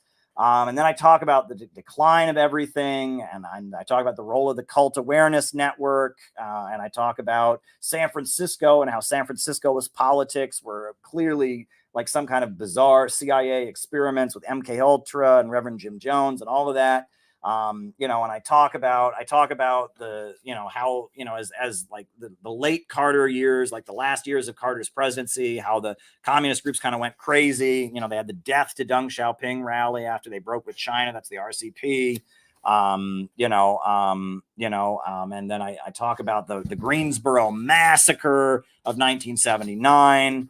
And I talk about so many different things. And then I talk about DSA and where Democratic Socialists of America came from, and how DSA was more or less an operation to deprogram communists. That's Michael Harrington, the founder of DSA. And it was kind of an effort to bring people from the Maoist New Communist movement into the Democratic Party. I talk about the Communist Workers' Party, how it deteriorated, and all of that. And that's the 3rd chapter, right? And then I've got some original text, Crisis of Petty Bourgeois Radicalism by Gus Hall. That was his critique of Students for a Democratic Society in the New Left. That was Gus Hall's criticism. I have this leaflet from the Revolutionary Youth Movement to Why We Carry the NLF Flag, explaining why they as Americans carry the flag of the National Liberation Front of Vietnam. I have a report of the Weathermen and their war council that they had, and how they, there was opposition to their anti-working class line. I have a very important speech given by Bob Avakian when the RCP was founded, called "Our Class Will Free Itself and All Mankind." It's like the founding of the RCP speech that Bob Avakian gave in 1975. Very powerful speech about class struggle, etc. I have the history of USSR-China relations by Vince Copeland, talking about the Sino-Soviet split and why the two major communist countries in the world, the Soviet Union and China, stopped being allies, and what broke them apart. Where did that division come from? I have that as well. So this is a lot, right? This is a lot. And that is section 3. And then part 4, divisions in the ruling class. And in part 4, divisions in the ruling class, I talk about McCarthyism, right? And the 3 stages of McCarthyism. People think McCarthyism was all one thing. It was actually 3 distinct stages. First, it was the Democrats purging the Roosevelt wing and purging the pro-Soviet wing. Then from there, it became the Republicans attacking the Democrats and accusing the Democrats of being soft on communism. And then from there, it became a middle-class uprising against the ultra-rich in the name of anti-communism. And at that point, it was crushed. And I talk about how Israel was key in crushing McCarthyism, which nobody talks about. There's Joe McCarthy, right? Joe McCarthy was basically exposed as being a gay sexual predator by Israel. And how, McCarthyism, there was a tone of anti-Semitism underneath it, and that Israeli intelligence was involved in opposing McCarthyism, and the liberals were more pro-Israel back in these days, right? This is Hank Greenspun, the guy who brought down Joe McCarthy, the newspaper editor who was a Mossad agent who stole millions of dollars and was actually convicted of stealing millions of dollars worth of military hardware from the U.S. government. I talk about the John Birch Society and how this is a far-right organization that was demonized in American media as extremists that worked against Kennedy, that worked against Lyndon Johnson, and how they thought the ultra-rich were communists, but really they were opposing degrowth, and how the liberal bourgeoisie, the liberals, think tanks like the Ford Foundation and the Rockefeller think tanks funded by the Rockefellers that were aligned with the CIA, promoting modern art, etc. These think tanks were promoting and reinventing leftism and actual Marxist politics. It's pro-growth, anti-imperialist, populist, working class solidarity was being replaced by this kind of, postmodern pessimism that was from the ultra-rich, and it was used by the ultra-rich to suppress the lower-level capitalists that were in the John Birch Society, etc. And I talk about all of that, right? And I talk about Carroll Quigley and his analysis of the divisions in the ruling class. I talk about Brzezinski and Kissinger and where they came from, the Rockefeller think tanks. And I talk about how there was the rise of the neocons and the manipulation of the communist parties of Europe, the rise of the Euro communists. And I talk about the evangelical Christian movement and the neoconservatives. And then I have a section called The Case of Lynn Marcus, where I talk about Lyndon LaRouche. Who was Lyndon LaRouche, and why would we even pay attention to this guy? Former Trotskyite who became kind of a weird conspiracy activist or whatever, but he actually had an analysis of understanding why the left was embracing degrowth and why economic growth was the key issue of division between the rich and the ultra-rich, and why, despite the fact that I disagree with LaRouche on a number of things, LaRouche actually was kind of a pioneering thinker who was very, very important. And I talk about Lynn Marcus and the role that the National Caucus of Labor Committees, this weird formerly Trotskyist group that now is one of the biggest supporters of China and Russia, where did they come from, and why did they play the role that they played? Why did they support Ronald Reagan? Right? Ronald Reagan is this vicious anti-communist, but they supported him because they kind of understood. They had an analysis of the divisions within the ruling class. And I talk about the LaRouche movement. I talk about the computer revolution and how Silicon Valley came into existence and the divisions in the ruling class around that. Marilyn Ferguson, the advisor to Al Gore, and the role of kind of the California wing of the CIA and their connections with the computer revolution. And then from there, I talk about the economic crisis that we're currently in. and the roots of it in the built-in problems of capitalism, technology, creating economic crisis, and how ultimately we need to build the pro-humanity, pro-growth coalition. And I talk about the Communist Party. When they started out in the 1950s, right after World War II, William Z. Foster wrote how they wanted to build an anti-monopoly coalition, and how basically we're trying to build the same thing in a new playing field, but it's gotten confusing because the liberals are now the foot soldiers of monopoly. And so it's much more complicated, and we're in like a new ballpark. And I talk about the struggle to build an anti-monopoly coalition and what that looks like, right? And I talk about, the synthetic left, how there's 3 stages of the synthetic left. The first stage of the synthetic left was the CIA and the Congress for Cultural Freedom and reinventing leftist politics with the foundations. The second stage was the color revolution apparatus, the manipulation of the communist countries with the cultural leftism, et cetera. And then the third stage is when the color revolution folks came home to help to be the foot soldiers of Obama to try and stabilize U.S. society amid the economic crisis and the meltdown. And I talk about wokeism being like the third stage of the synthetic left. And I talk about, there's a crowd of woke people, and I talk about all of that, and I document all of that, and I quote all of what I'm talking about, and how we as CPI, we're cutting new ground because we have this understanding of the real divisions in the ruling class. So then I've got an important text by Rosa Luxemburg called Socialism or Barbarism, where she talks about how Western civilization, imperialism, will ultimately lead to something like the fall of the Roman Empire, which was a catastrophe for Europe. I talk Sam Marcy's analysis of the new military threat and the divisions in the ruling class around Jimmy Carter, and the rise of Reagan. I have an article from when Lyndon LaRouche was a communist, when he was still calling himself a communist, when he was a Trotskyite, a very important article he wrote called Automation, the New Industrial Revolution, talking about the role of the military in advancing technology and how that leads to capitalist crisis. A very good article that was published in 1955, back when Lyndon LaRouche was still calling himself a communist. And then I have the timeline of 1978 to 1981. So you can see how 1978 to 1981, there was this active war going on in the ruling class, that kind of, escalated and really kind of ended in the first years of Reagan's presidency. And that's chapter 4. And then we've got chapter 5, which is the city building tendency. And it's the history of CPI. But I start out by talking about what can we learn from all of this, and how we have to avoid orthodoxy, right? That basically we're not looking for the pure lineage of communism. We don't claim that if Karl Marx was alive today, he'd be in our group, right? And that treating politics like religion, and you want to have the one pure line leading all the way up to you from Karl Marx. We are the true inheritors. That is not correct. And that's very dangerous.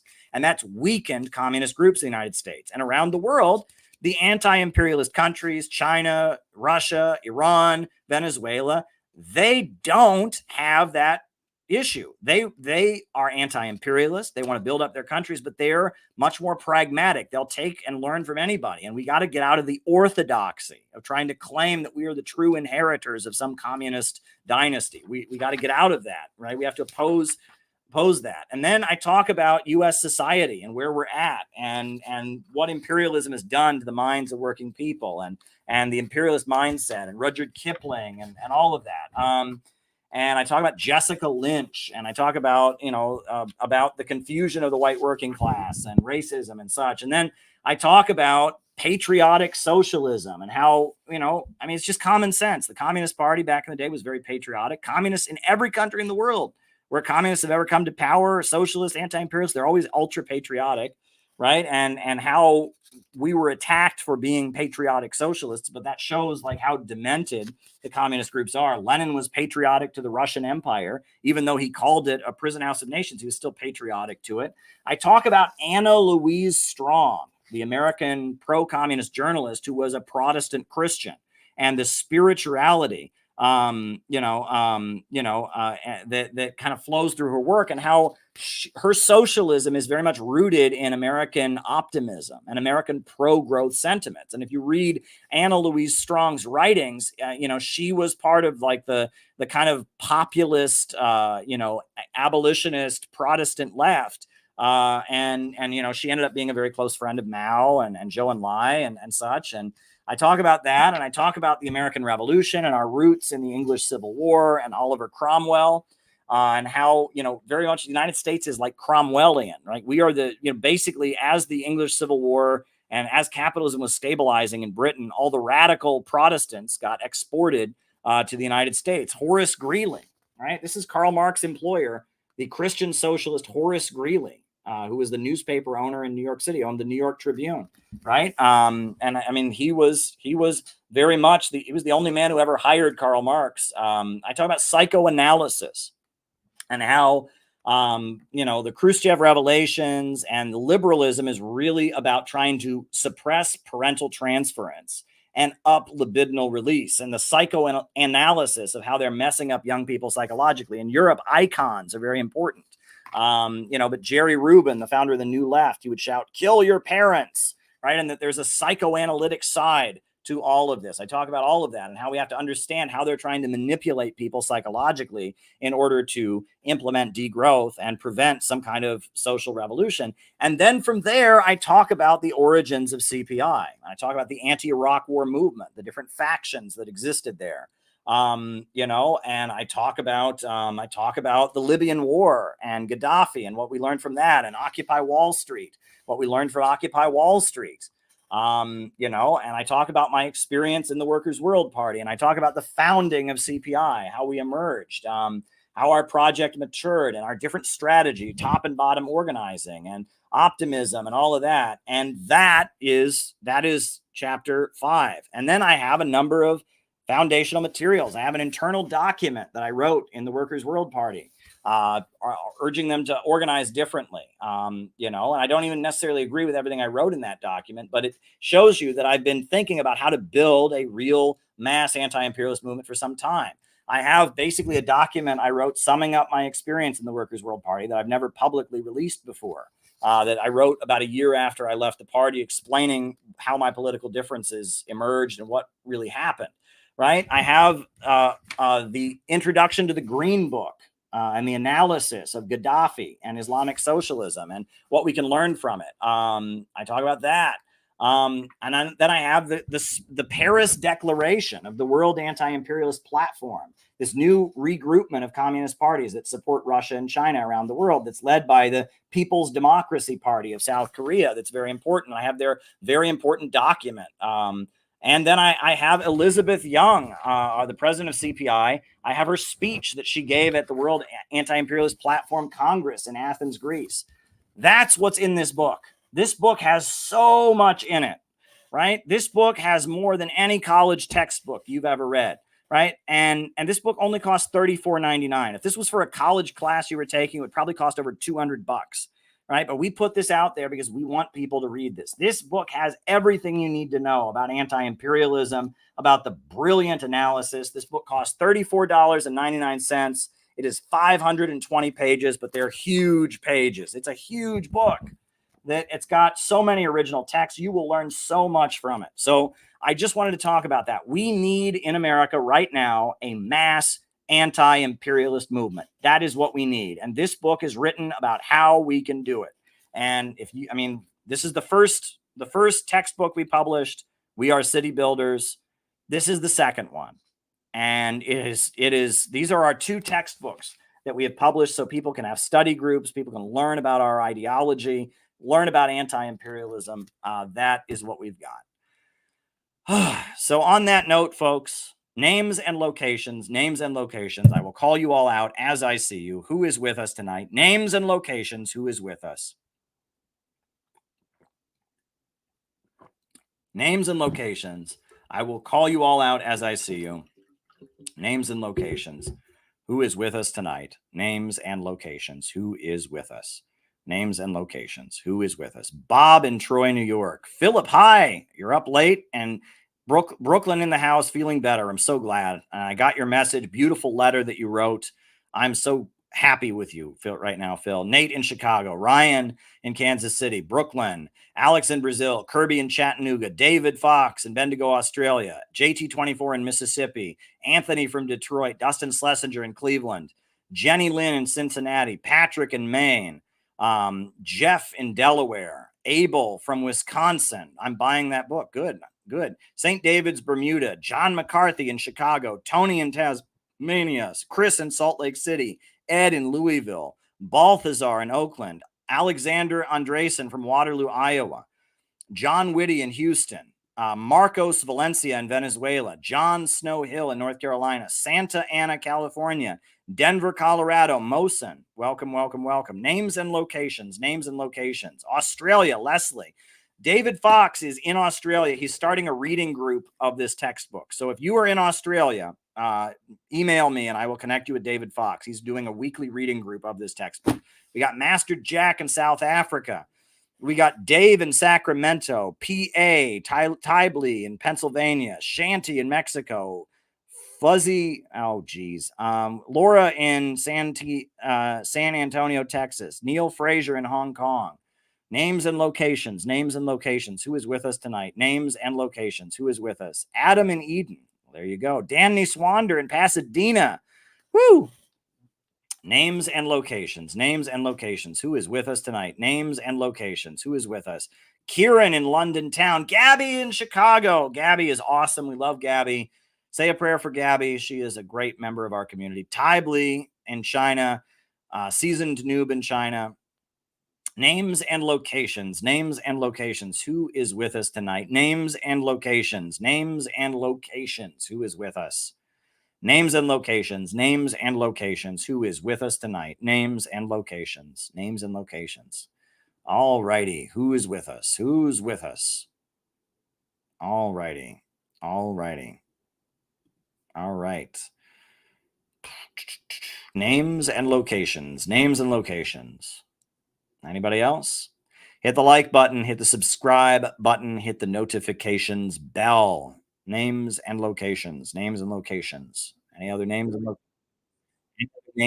and locations? If not, I will start answering people's super chats. I've got 3 super chats that have come in. But I do want to remind you all. Oh, we got Chris from West Virginia. Very, very good. Rice from Adelaide, Australia, and Tony in Sacramento. There we go. So listen, folks, I've got 3 super chats right now. Super chats are very important because not only do the super chats, give me something to talk about in the second half of the show, they also help me pay my bills.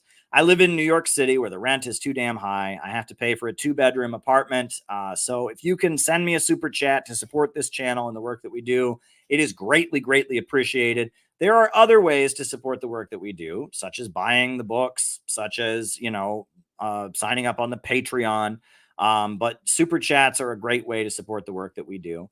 I do request that if you are I don't request, I'm sorry. I do want to remind you all that if you donate to CPI or you join CPI, I don't have access to that money. That money is handled by somebody else. I don't have access to those funds. They're used only for CPI activities. There was some stupid innuendo at one point that I was, getting rich off CPI or something. So because of that, we've made sure. So if you donate to CPI, that goes to CPI. If you pay your dues, $10 a month, which is nothing, right? I mean, it's really not a high cost membership, $10 a month, right? That goes to CPI and funding CPI activities only. So, just be clear on that. If you, if you want to send a super chat, it's a great way to get me talking. I got 3 super chats here, but more is appreciated because I need more to talk about. So I am going to answer the 3 super chats I've got, but send more, please, because I've got to keep talking. So, I do want to let you all know. So on Sunday, right? I generally don't stream on Sundays because I tend to get up early on Sundays so I can go to church in Manhattan. And then I'm tired and I don't want to stream that day usually. So on Sunday, this Sunday, I made a special 5-hour compilation video that'll premiere all day. It'll start at noon. It'll go until like 5:30 when it's done. And I made it, and it's just all kinds of highlights from different classes and talks I've given over the years. And it's there because it'll premiere and people can watch it all day, and it's there. Don't feel like you have to watch everything that I post, right? I don't expect you all to be sitting there for 5 hours. It's there to just be premiering all day so that people can see it, right? And I'm going to do that more often. When there's a day when I know I'm not streaming, I am going to have a mega premiere of a long video that just premieres all day. Right? That's a new technique I'm going to use. Now, let's see if it works, right? It may help build the channel a little bit. It may not. I do know that when a video is premiering on your channel, people get notifications. And also, there's a lot of material on this channel that you probably haven't seen because it's old, right? Because YouTube only promotes new material. And we've been giving classes for years. We've been having conferences and events for a long time, and I want folks to see it. So the video that premieres on Sunday, it'll be just a 5-hour premiere of a video. And I can't do the thumbnail, but yeah, it'll be good, right? And it's going to premiere on Sunday.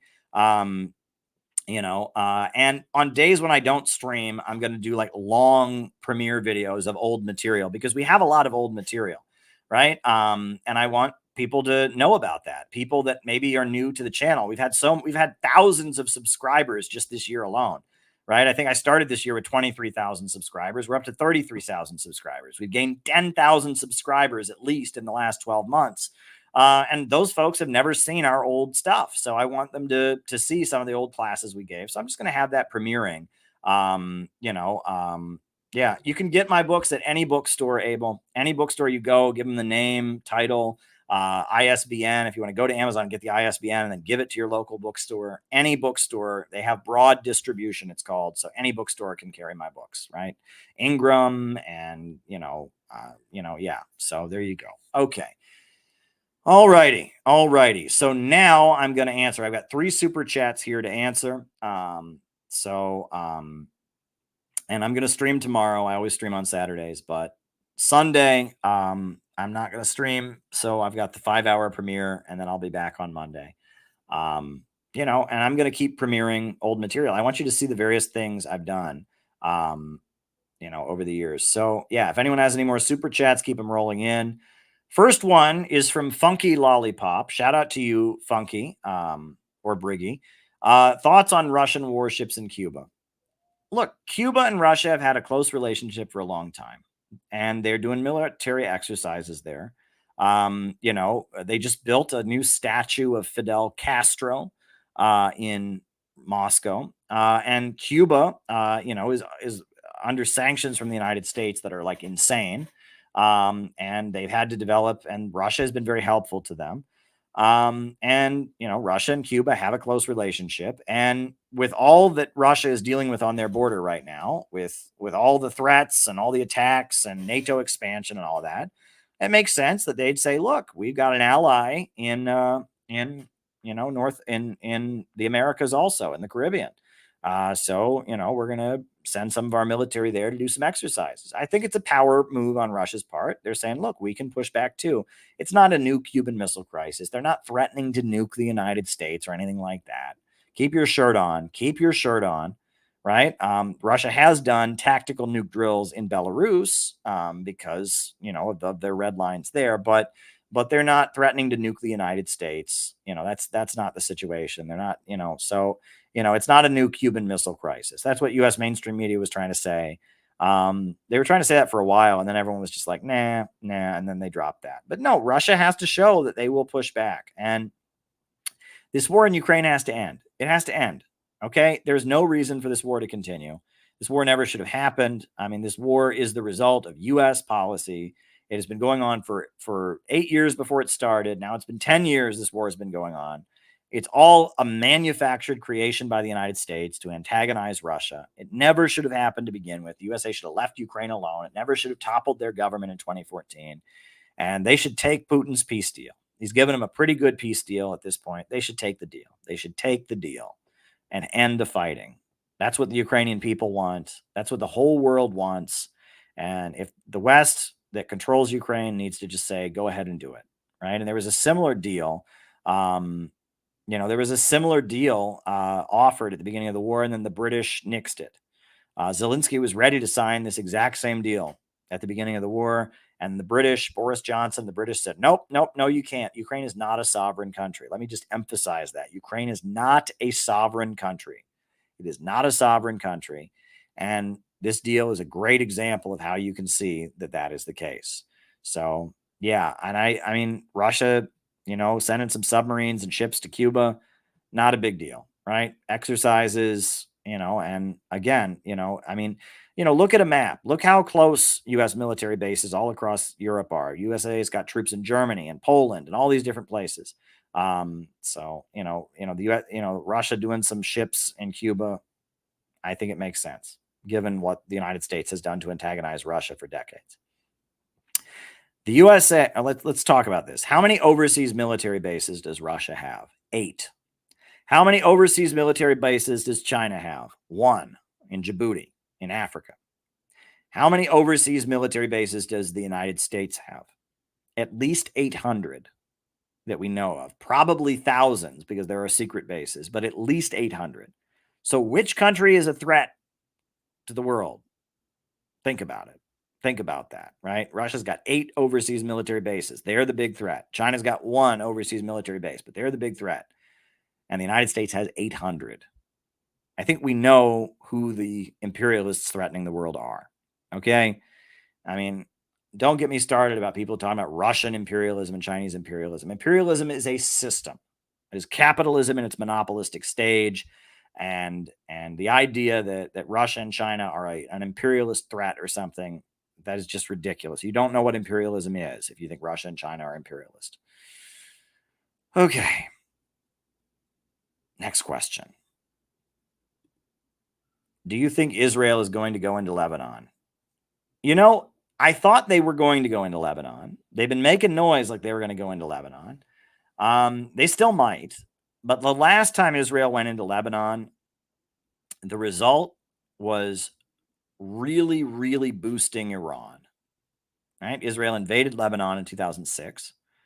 And when they did that, Iran, Hezbollah is the organization in Lebanon. It's very popular among Shia Muslims in Lebanon. It was formed as a self-defense group when Israel invaded Lebanon in the 80s. There were various militias that were funded by Iran to fight the Israeli invasion of Lebanon. And they eventually merged into what's now called Hezbollah. And some of them had wild names. You look at some of the groups that merged into what's now called Hezbollah. One of them was called the Organization of the Oppressed on Earth. Like, that's a wild name. The Organization of the Oppressed on Earth. And, Hezbollah it was a lot of these different local militias that were fighting Israel when it invaded Lebanon and were getting guns and weapons from Iran. And eventually they merged into what's now called Hezbollah. And they went from being a militia to a legal political party. And they are half of the government of Lebanon. And the U.S. government calls them terrorists, but they are the legal government of half of Lebanon. So, if Israel goes into Lebanon, Hezbollah will immediately become the heroes of the world because Hezbollah is all about, they have set that country up to be, a death trap for Israel. Right. And Israel will go in and there will be snipers on every rooftop and there'll be missiles going into Israel. Tel Aviv will be hit with missiles and Israel will get pummeled if they go into Lebanon. And the whole Muslim world will be cheering for them. And everybody knows Hezbollah takes inspiration from Iran and the Islamic Revolution of Iran. That is the main source of inspiration for Hezbollah. And, so it'll help Iran if they do that. And right now, Israel has been trying to turn the current conflict in the region into an all-out proxy war against Iran, and they haven't been able to pull that off. And I feel like while they may want the United States to attack Iran and fight Iran for them, I don't think they want to create a situation where Iran and Hezbollah once again become the heroes of the entire Muslim world. Israel has really, really worked hard to divide Muslims between Shias and Sunnis. And that got them the Abraham Accords, right? That was Trump's big achievement, is he got 2 Arab, Saudi-aligned countries, Bahrain, United Arab Emirates, and Morocco, to recognize Israel. And that would never have happened if it hadn't been for the fact that the Shia countries led by Saudi Arabia and the Sunni countries led by Saudi Arabia, the Wahhabi bloc, and Iran, the Shia folks, were at odds with each other. And it was in the name of opposing Iran that these three like Saudi aligned countries were able to recognize Israel. And so to invade Lebanon, if Israel blatantly invaded Lebanon, the result would be that Iran would be the champion. Iran would be loved. Hezbollah, which is aligned with Iran, would be loved. And the axis of resistance would be everyone who hates Israel would love the axis of resistance. And that's what they don't want. They want the Muslims of the world to be divided between Sunni and Shia, right? They want to, foment an ethnic divide between Persians and Arabs. They don't want that, right? And that's kind of why Barack Obama became president, is because as a result of Bush and as a result of Israel's invasion of Lebanon in 2006, Iran was suddenly in a really strong position and was being viewed by Muslims of the world as the main heroic anti-Israel fighting force. I think it would be very stupid on Israel's part to go ahead and invade Lebanon, but they might do it. They might do it. They very, very well might do it because they're just so desperate to have an all-out regional war. So, but I feel like it would be very stupid on their part. But the other thing is that everything Obama did, I mean, the whole Obama strategy for the Middle East has come apart at this point. Obama was supposed to divide the Muslim world between Sunnis and Shias. He was supposed to create the impression that one could be a Muslim and be anti-Israel, but still be pro-American. And Trump undid all of that, undid the Iran nuclear deal. And I mean, basically, Israel has unified the Muslim world against them. When Israel attacked the Iranian consulate in Syria, there was widespread support for Iran among the Muslims of the world. Muslims would normally hate Iran. We're supporting Iran because they hate Israel right now. Everyone is horrified by what Israel is doing to the Palestinians. They're just murdering the Palestinians round the clock. And because of that, the Muslims of the world are moving in an anti-imperialist direction. And the Muslim Brotherhood and the Saudis are also further away from the United States than they've been in a long time. And we've got a situation where the Muslims of the world are moving in an anti-imperialist direction. And, Saudi Arabia and Iran have established diplomatic relations again, and China is investing in the region, and the USA is basically losing the Muslim world at this point.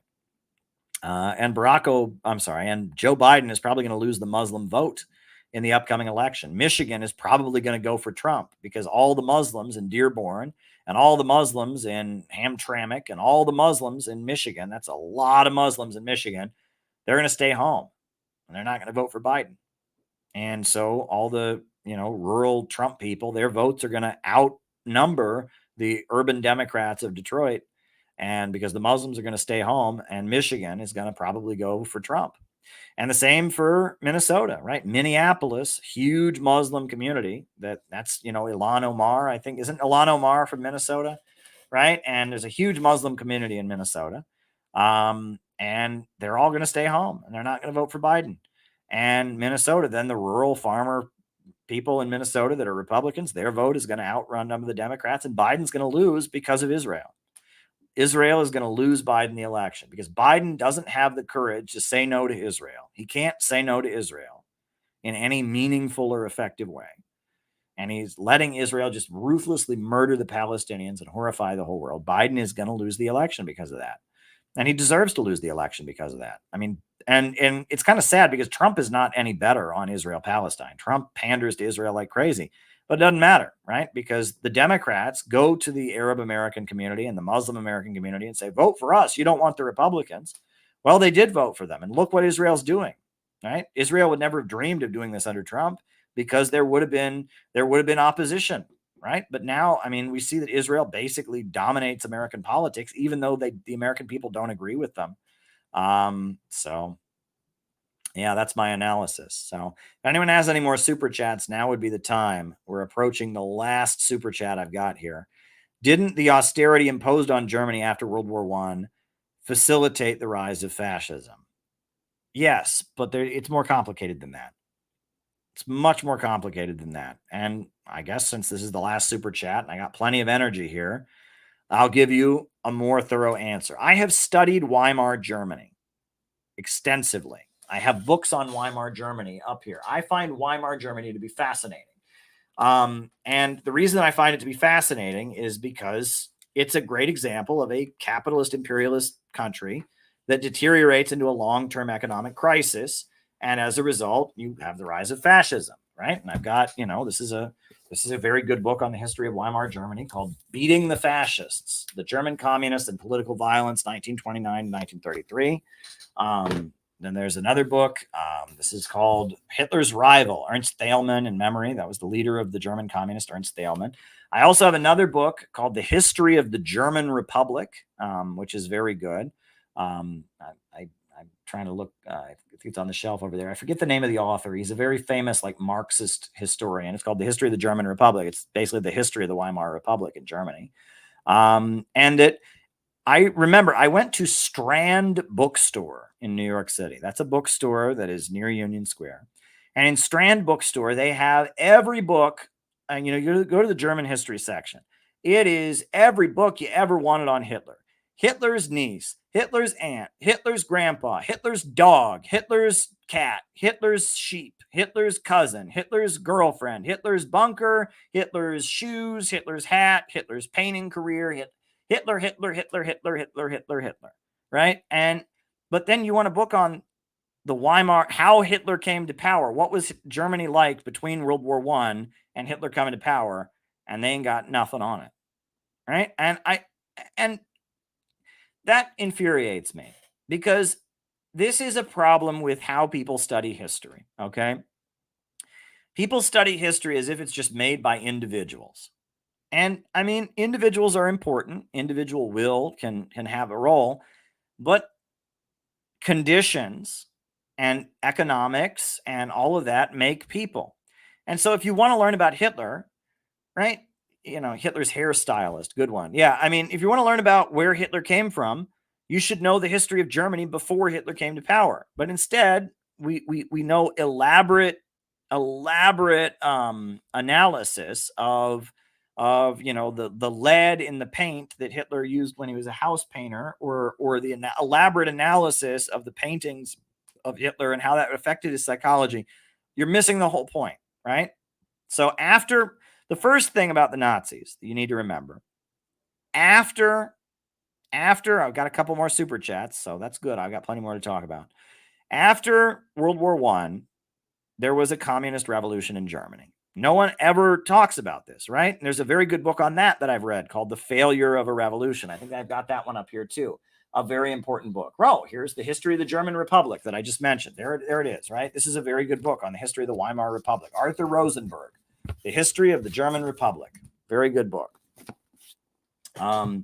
So after World War I, as the Germans pretty much lost World War I. Well, I mean, they were losing it. It was pretty much lost at that point. So they declared an armistice on the land. And then the Kaiser ordered the Navy to do one last suicide mission. And the Navy refused. And all the ships of the German Navy had a mutiny. And the sailors took over the ships. And at that point, then the soldiers in Germany rose up, and you had a working class revolution at the end of World War I in Germany. The German government collapsed at the end of World War I, and workers' councils led by communists and labor unionists, and soldiers' councils led by rank and file soldiers took over the government, right? And you had these new councils that were established that were like the government of Germany. Again, this is really important history, right? So World War I ends, and the German government collapses, and the sailors and the soldiers and the factory workers form these councils that become the new government. Now, the new government emerges, and this is the heyday because communism is more popular in Germany than any other country in the world at that time, right? Karl Marx's party was the German Social Democratic Party. This is a party that was built by Engels. Right? If you ever read Critique of the Goethe Program, one of Karl Marx's most famous pamphlets, it's about the founding document of the German Social Democratic Party. The German Social Democratic Party was the Marxist party. It was the Communist Party. of the world at that point, right? And the Russian Revolution had already happened. And so in Germany, as the war is ending, there's this massive uprising at the end of the war. The German government collapses. And so under those circumstances, many people thought Germany would become a socialist country. And it didn't. And the workers' councils rose up and they created this new government. And the leaders of the German Social Democratic Party, Karl Kautsky, Ebhardt, Schneiderman, they were really afraid of Germany having a full communist revolution. So they formed these militias called the Freikorps, or Free Officers, they were called. And they were anti-communist soldiers who went around killing the more radical communists who wanted Germany to go all the way to have a communist revolution. And they were called the Freikorps. And Hitler was a Freikorps.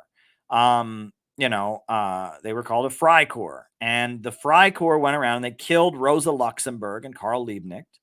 And they crushed, the more radical communists in Berlin. And then there was a region of Germany called Bavaria. And Bavaria seceded from the rest of Germany, and it became the Bavarian Soviet Republic, or they called it Red Bavaria. And for like a year, you had a communist government in Bavaria, and it was very unstable, and there was violence, and eventually it was crushed. And, Red Bavaria, they called it, was very badly remembered because it was a really bad time. Right. And so, after Red Bavaria was crushed, the media really played up the idea that one of the leaders of Red Bavaria had been in a mental hospital at one point.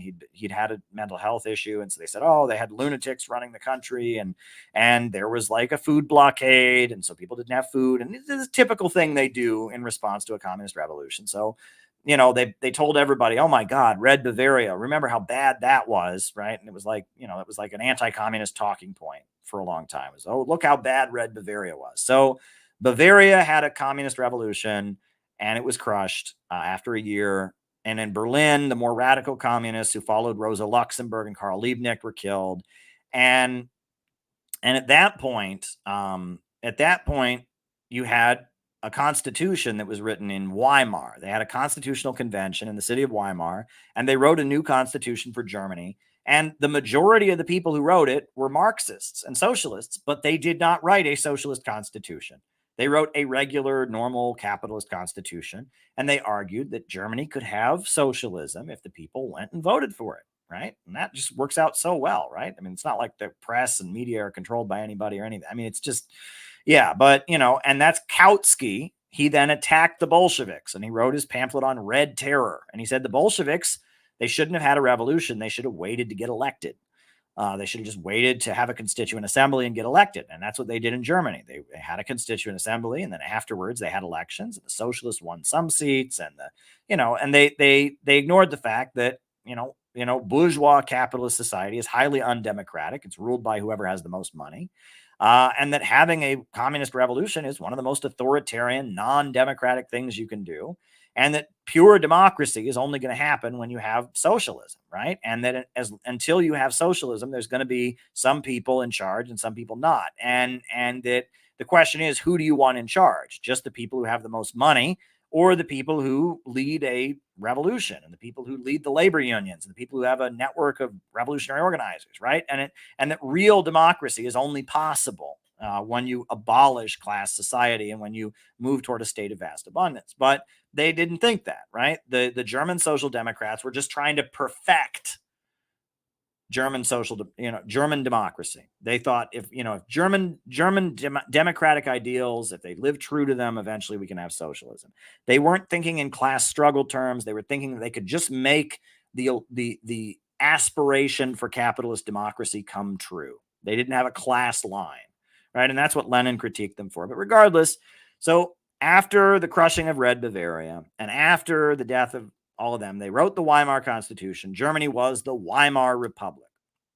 And it was bankrupt from the beginning because the country had been bombed and destroyed. The war had pretty much destroyed the whole country. But on top of that, they had to pay reparations to all the countries that won World War I. And so the taxes were crazy because every worker out of their paycheck, they got taxed, and that tax money went to France and Britain and America as like punishment on Germany for losing World War I. It was the reparations they had to pay. And Germany wasn't allowed to have its own army, etc. So, Germany was it was economically ruined. Millions of people lost their jobs. And because these people lost their jobs, they became unemployed. And so you had a divide. And the German Social Democratic Party that basically ran the government in a lot of parts of Germany, they were the party of factory workers and labor unions, people who still had jobs. And they became more and more conservative because people who still had jobs want to keep those jobs. They had crushed the communist revolution. So the German Social Democratic Party became more and more conservative, whereas the Communist Party of Germany that was formed after the Russian Revolution, the Communist Party of Germany, they became the party of the unemployed people. And the unemployed people were desperate and poor and starving.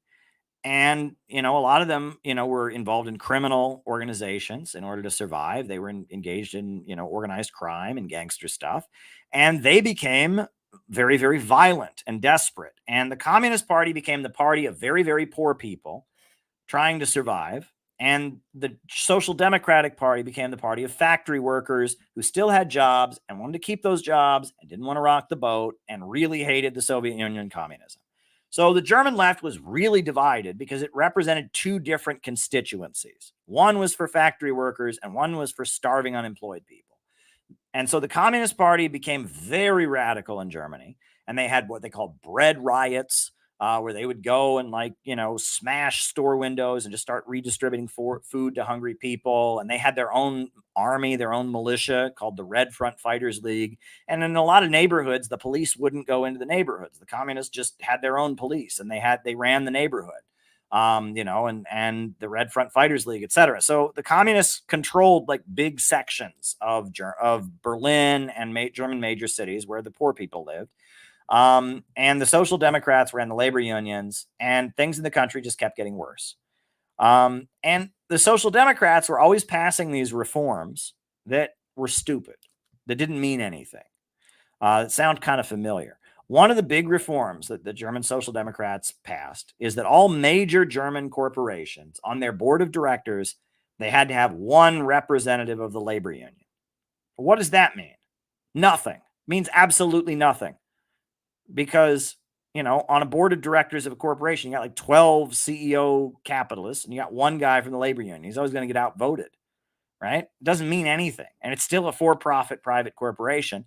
But they're like, oh, this is a step toward workers' democracy. Look, there's an elected worker on the board of every corporation. Oh, wow. It's a meaningless reform, right? It's some of this bullshit worker cooperative stuff, right? It's, we're not like the Bolsheviks that want to create socialism from above. No, we have workplace democracy. The workers in the steel company, they get to elect one guy to have a symbolic seat on the board. Wow. I mean, it was stupid things like that the German Social Democrats oversaw. Right. And throughout the 1920s, there were various armed uprisings by communists that were brutally crushed. And there were, and the Social Democrats were involved in crushing those revolts. And there was massive poverty in Germany and massive instability. And I mean, the austerity, and there were mass cuts in social spending. And originally, the Nazis were funded by the British. And this is very interesting. The British really feared the Communist Party of Germany taking power because that would mean that Germany and Russia would become allies. And if Germany and Russia became allies, then the British would lose all their influence and control on the European mainland. They were terrified. They've always been terrified of a German-British alliance. So the British were funding a lot, not just Hitler, but a lot of these right-wing militias to fight communists. And these right-wing militias to fight communists believed in all kinds of crazy shit, right? There was one called the Black Front. They all had crazy names, and a lot of them said, well, they were socialists too, but they were not traitor socialists like the communists were. A lot of them were very anti-Semitic. A lot of them, and the Nazis were like one of these weird groups that was funded by the British to fight communists in Germany. And the German, the groups were not the right-wing groups, the Freikorps militia groups to fight communists. They were not about running the government. They were counter gangs. They were fanatical groups that would, be fanatical and violent. They were to street fight, right? And the Nazis, they had this street fighting force called the Stormtroopers. And, the Stormtroopers or the SA, they just went around. They were this street fighting group of guys who went around killing communists. And they would say, well, we're socialists too, but we're national socialists. And, and they whatever. So, and the leader of the Stormtroopers was a guy who was gay, and his name was Ernst Rem. And the Nazis had loads of gay guys in them at the beginning. No one talks about this, but, the Nazi, Berlin was one of the only places in Europe that homosexuality was tolerated at the time. And Sigmund Freud had a big following and such. And so you had a lot of, gay, gay men, like the ultra masculine, like leather BDSM gay kind of guys, right? We're not talking about femme gay guys. We're talking about like the macho, gay guys that are into uniforms and whatever. It was weird, right? So the Nazis were this group of like very gay, ultra masculine guys who were into anti-Semitism, who thought they were socialists too, but they hated Jews and they thought communism was a conspiracy by the Jews. And they were into ancient Greece and knights and castles and swords and, and it was this weird conservative, mystical. A lot of them were pagan. They weren't Christian. They were pagan, and they worshipped Valhalla and Odin, and they wanted to go back to pre-Christian Germany.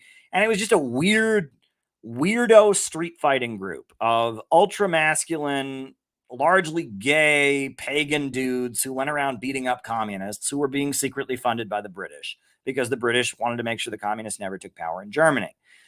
And they existed. And as the 1920s went on, all the right-wing street fighting groups more or less merged into the Nazis because the Nazis were the most effective organizers of right-wing street fighting groups. And Hitler was the best speaker and orator or whatever.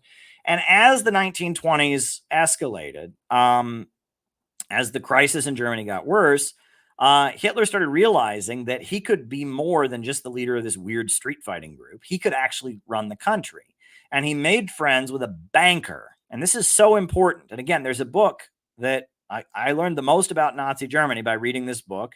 It's called Hitler's Banker. It's a biography of Hjalmar Schacht. Hjalmar Schacht was this German banker. And Hjalmar Schacht made friends with Hitler. And he said, look, I don't want the communists to take over. And clearly we're going to have a very radical government. And you're a radical right-winger instead of a radical left-winger like the communists. And so it's either going to be the communists or you, and we'd rather have you. So Hjalmar Schacht became friends with Hitler. And as Hitler became friends with Hjalmar Schacht, Hitler started changing his ideology. Originally, the Nazis had their own form of socialism that they believed in, and the Nazis had this crazy ideology, but they started watering it all down, right? They watered it all down into, Hitler said, well, National Socialism just means that the capitalists are patriotic to Germany. And then they kicked out, they defeated the wing of their party that actually believed in some kind of anti-capitalist ideology. And Hitler started criticizing Britain and America a lot more in his speeches because he was being hired by the German bankers and the German industrialists and the Krupps and the Tysons. And there was a lot of wealthy capitalists in Germany that said, look, we don't like the British and the Americans telling us what to do. We really don't want the communists to take over because then we'll lose our property. So we need to take over the government for ourselves. And so the rise of Hitler was basically the German industrialists and the German financiers led by Hjalmar Schacht taking what was originally a British counter gang and using it to become the German government. And when they took power, the German industrialists, Hitler was their guy, Hjalmar Schacht was Hitler's economist. They took a number of dramatic economic moves to stabilize the economy. And what they first did is they immediately hired all kinds of unemployed people to build these highways across Germany called the Autobahns. And then later, and then they also restarted military spending. So Germany was not allowed to have a military under the Versailles Treaty, but they repudiated the Versailles Treaty. And so suddenly they started building all kinds of tanks and weapons and all kinds of things like that. They crushed all the communist and socialist groups. They outlawed the German Communist Party and the German Social Democratic Party. And they put the leaders of it in prison camps. And they set up this huge concentration camp system. They'd had prisons in Germany before that, but nowhere near the same number. And they implemented this really strict, policy of you do anything wrong, we throw you in a prison camp. And if you're a communist, if you're talking about being a communist or you organize strikes or anything like that, we immediately throw you in a prison camp. And so they set up these prison camps, the concentration camps. And the concentration camps were just for dissidents, right? Just for communists and labor activists and people who and so all kinds of Germans got jobs running the prison camps and being guards, building the prison camps. And on top of that, all the people who were in the prison camps, they were not competing for jobs. And so by doing all these things, they eradicated unemployment. There was no unemployment in Germany. The other thing they did, and I think this is interesting, is they shamed women out of the workforce. They increased the marriage bonus. If you got married, the government of Germany gave you like a large check, like a bonus check for getting married. And then they put up signs everywhere shaming women who worked. And they said, this woman, they'd have a picture of a woman in a factory and it'd say, this woman is taking a job away from a good German man with food, with children to feed. And they basically really pushed the idea that women working was like a crime. So they shamed women out of the workforce. They threw a bunch of people in prison. They built a big network of prison camps. They restarted military spending. They built these huge highways across the country. And doing all of that, they got rid of unemployment. There was no more unemployment in Germany. And that's called degrowth, right? If you reduce the labor force by completely getting women out of the workforce, you throw a bunch of people in prison camps. And also the other thing is that the early concentration camps that were just for political dissidents, they used the people in the prison camps as free labor for corporations. It was like slave laborers. So all the corporations, their profits went up because they had these free slave laborers who would come and do things for them. So they basically stimulated the economy with a military industrial complex, the world's first military industrial complex and the world's first prison industrial complex. That's what Nazi Germany was. And they used degrowth methods, creating a slave labor underclass, forcing women out of the workplace, forcing a whole bunch of people into prison camps, and militarizing the economy. They used that to reboot the German economy, and they did it really fast. It was like, boom, they did all this in 1 year. And so for 3 or 4 years, Germany suddenly had an economic boom. And a lot of people were like, wow, you know what I mean? This is amazing, right? The German economy is suddenly good. Hitler must be smart. And a lot of people suddenly liked Hitler then because the economy was doing better. The issue wasn't the austerity. The issue was that Germany was completely devastated after World War I, and the Great Depression hit, and there was instability, and all of that, and that's a LaRouche fixation. Yes, degrowth is very scary. And I'll talk about that, but that's a LaRouche fixation. He fixated on austerity being the basis of the Nazi, the Nazis coming to power. Well, that's true. And the Nazis were an austerity government. They were a degrowth government. All the methods they used to stabilize the German economy involved reducing productivity. You take people out of the workforce, you create a slave labor underclass, you create military spending. These are all degrowth methods, right? You crush the labor movement, etc. So yeah, I mean, LaRouche in his textbook that I do recommend, it's called Dialectical Economics. He talks a lot about how Nazi economics is degrowth, and I think that's absolutely correct. So there you go. Hope that was a helpful answer to your question. All right. So we got a few more super chats that have come in. Great. I'm happy to answer them. All right. Sneeko Nick, like Adolf. You're talking about Nick Fuentes. Nick said that terrorist tactics are unacceptable. Look, Nick Fuentes, I'll just tell you straight up what I think about Nick Fuentes.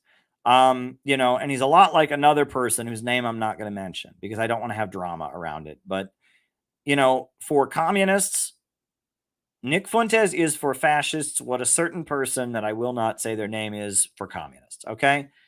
Right. Nick Fuentes is not a real fascist, right? He's not, you think he's read fascist economic theory? Do you think he knows anything about fascist ideology? No.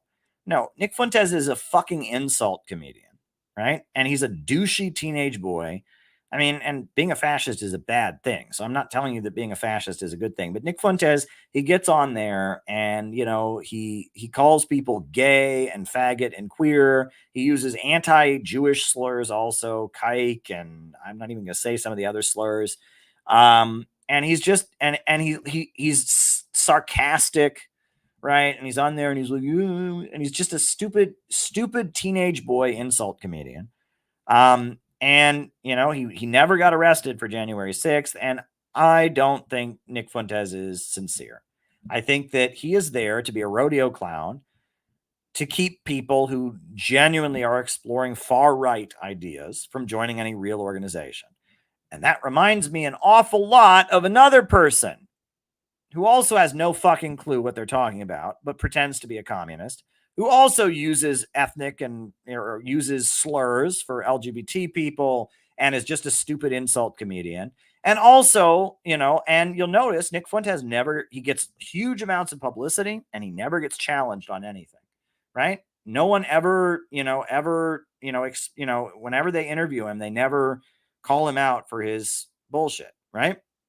And you'll notice it's the same with this other person. This other person, you know, you'll watch a right-wing podcast, right? And it'll be all about, you know, oh, communism is evil. Communism kills millions of people. And then a certain person who will not be named comes on and they suddenly forget all the stuff they said about communism. And they just go, wow, so you're a MAGA communist. That's neat. And it's like just the same podcast before. Alex Jones and Tim Pool and all of them are saying communism killed millions of people. But they just forget about that whenever they interview this guy because he would have no answer to it because he's dumb as shit, right? He would have no answer to it, number one. And number two, they're trying to promote him. They're trying to advertise him, right? And, you know, and it's the same thing. Nick Fuentes is not a serious fascist and somebody else is not a genuine communist.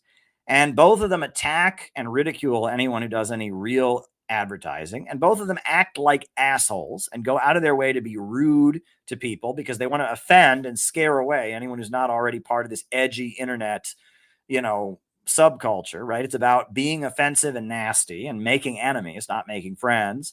It's about training people, young men in particular, who get attracted to this kind of stuff to be assholes. It's about telling people that get attracted to this kind of politics about not convincing them not to join any real communities. That's what it is, right? And, you know, you can disagree with me all you want, but that's what it is. Okay.